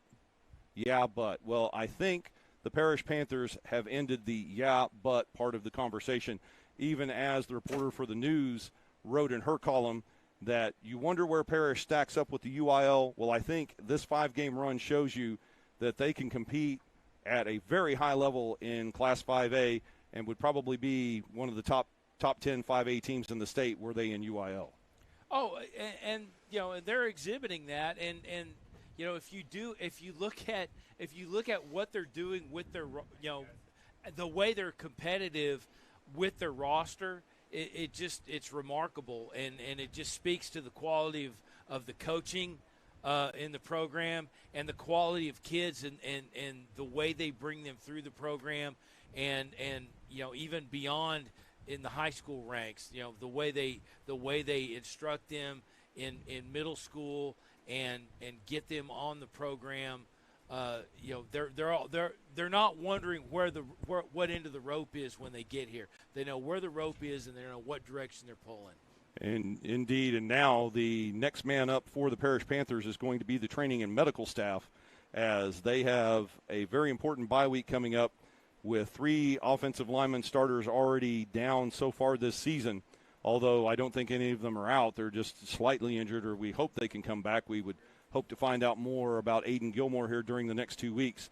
But the training and medical staff here for Parish, they have the bye week at the right time, and hopefully they can take advantage of that and try to get as many of these kids healthy, because in 2 weeks we change the paradigm completely as we move into TAPS district play. Right, and we discussed this earlier in the season. It's what does this team what does the composition of this team look like once they get out of this, these first 4 or 5 games of the season? What does it look like? And to me, it's very positive. You're not decimated. You're not just, wringing your hands about what does this team look like? How am I going to fill this hole? Yeah, you have some holes to fill. You knew that was going to happen. You were going to get that in TAPS play. You were going to get that with your regular season. And they're going to come out of this fine. They're going to come out of this probably better off because they're going to have kids get exposure. They got exposure to great talent that they wouldn't have been exposed to anyway. Yeah, the next man up having to step up, and these underclassmen having to come in for these starters. And not only did they have to come into the ball game, they have to come into the ball game against defending state champions and hold their own. Right, and these they've answered the tests. And they have indeed a 4-1 record here as they finish non-district play, save one game coming up in October as the replacement for John Paul II. But now the next team coming to call here as we move into TAPS district play following the bye week 2 weeks from tonight, a familiar opponent, the Bishop Lynch Friars, and we'll see just exactly how the Friars will stack up against this Panther team in 2 weeks. Yeah, I mean, I don't know. I can't speak to the progression that Parish is going to come out of this with. There might be letdown. I don't see that coming. I see kids that have advanced beyond what they're going to do, beyond what they could have done unchallenged. And I think they come out of this thing. I think they're ready to roll through district, and they got their mind set where it needs to be, which is on the playoff run. And they're not going to let somebody in their district upset them. And Bishop Lynch obviously drawn that first game, that first district game.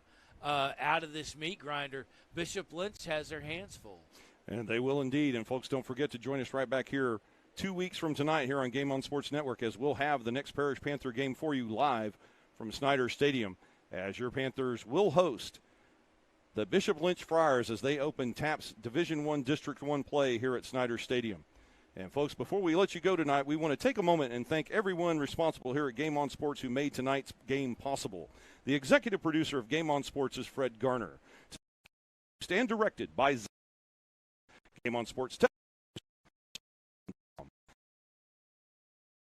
to you by our outstanding camera crew, Chris Reniger, Tyler Presley, David Hoyt, and Garrett Hayes. And also a special thanks to our administrators back at the home office, Lisa Carrillo and Sarah Beasley.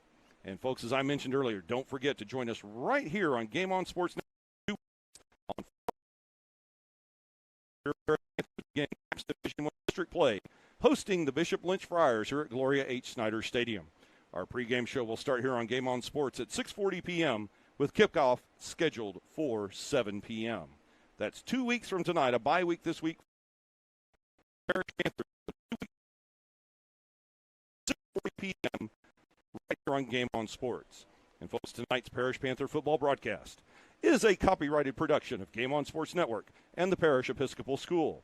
Copyright 2022, all rights reserved. Any rebroadcast, reproduction, of the game, and account and the Parish Episcopal School is strictly prohibited. And, Jim, your final thoughts on tonight's game as we wrap up district play and head into the TAPS or non-district play. All I can say is challenge issued, challenge completed successfully, and these guys have come out of these first 5 games. I know they're going to be better for it, and I think Coach Novikov has them exactly where he wants them running into district play. Yes, the mentality will definitely be at peak level as the Panthers will be right back here 2 weeks from tonight to host Bishop Lynch. Well, that wraps it up here for us tonight at Gloria H. Snyder Stadium. Thank you, ladies and gentlemen, for spending your Friday night with us, and we look forward to seeing you next time right here on Game On Sports. On behalf of my broadcast partner, Jim Dixon, our sideline reporters, Jeremy Beedling and Bryn Zufelt, and our entire Game On Sports production crew, this is Brian Shackelford, thanking you for joining us this evening and for your continued support of Parish Panther football. Your final score again tonight from Gloria H. Snyder Stadium, your Parish Panthers 24, China Spring Cougars 16. Until next time, good night and God bless from Farmers Branch, Texas.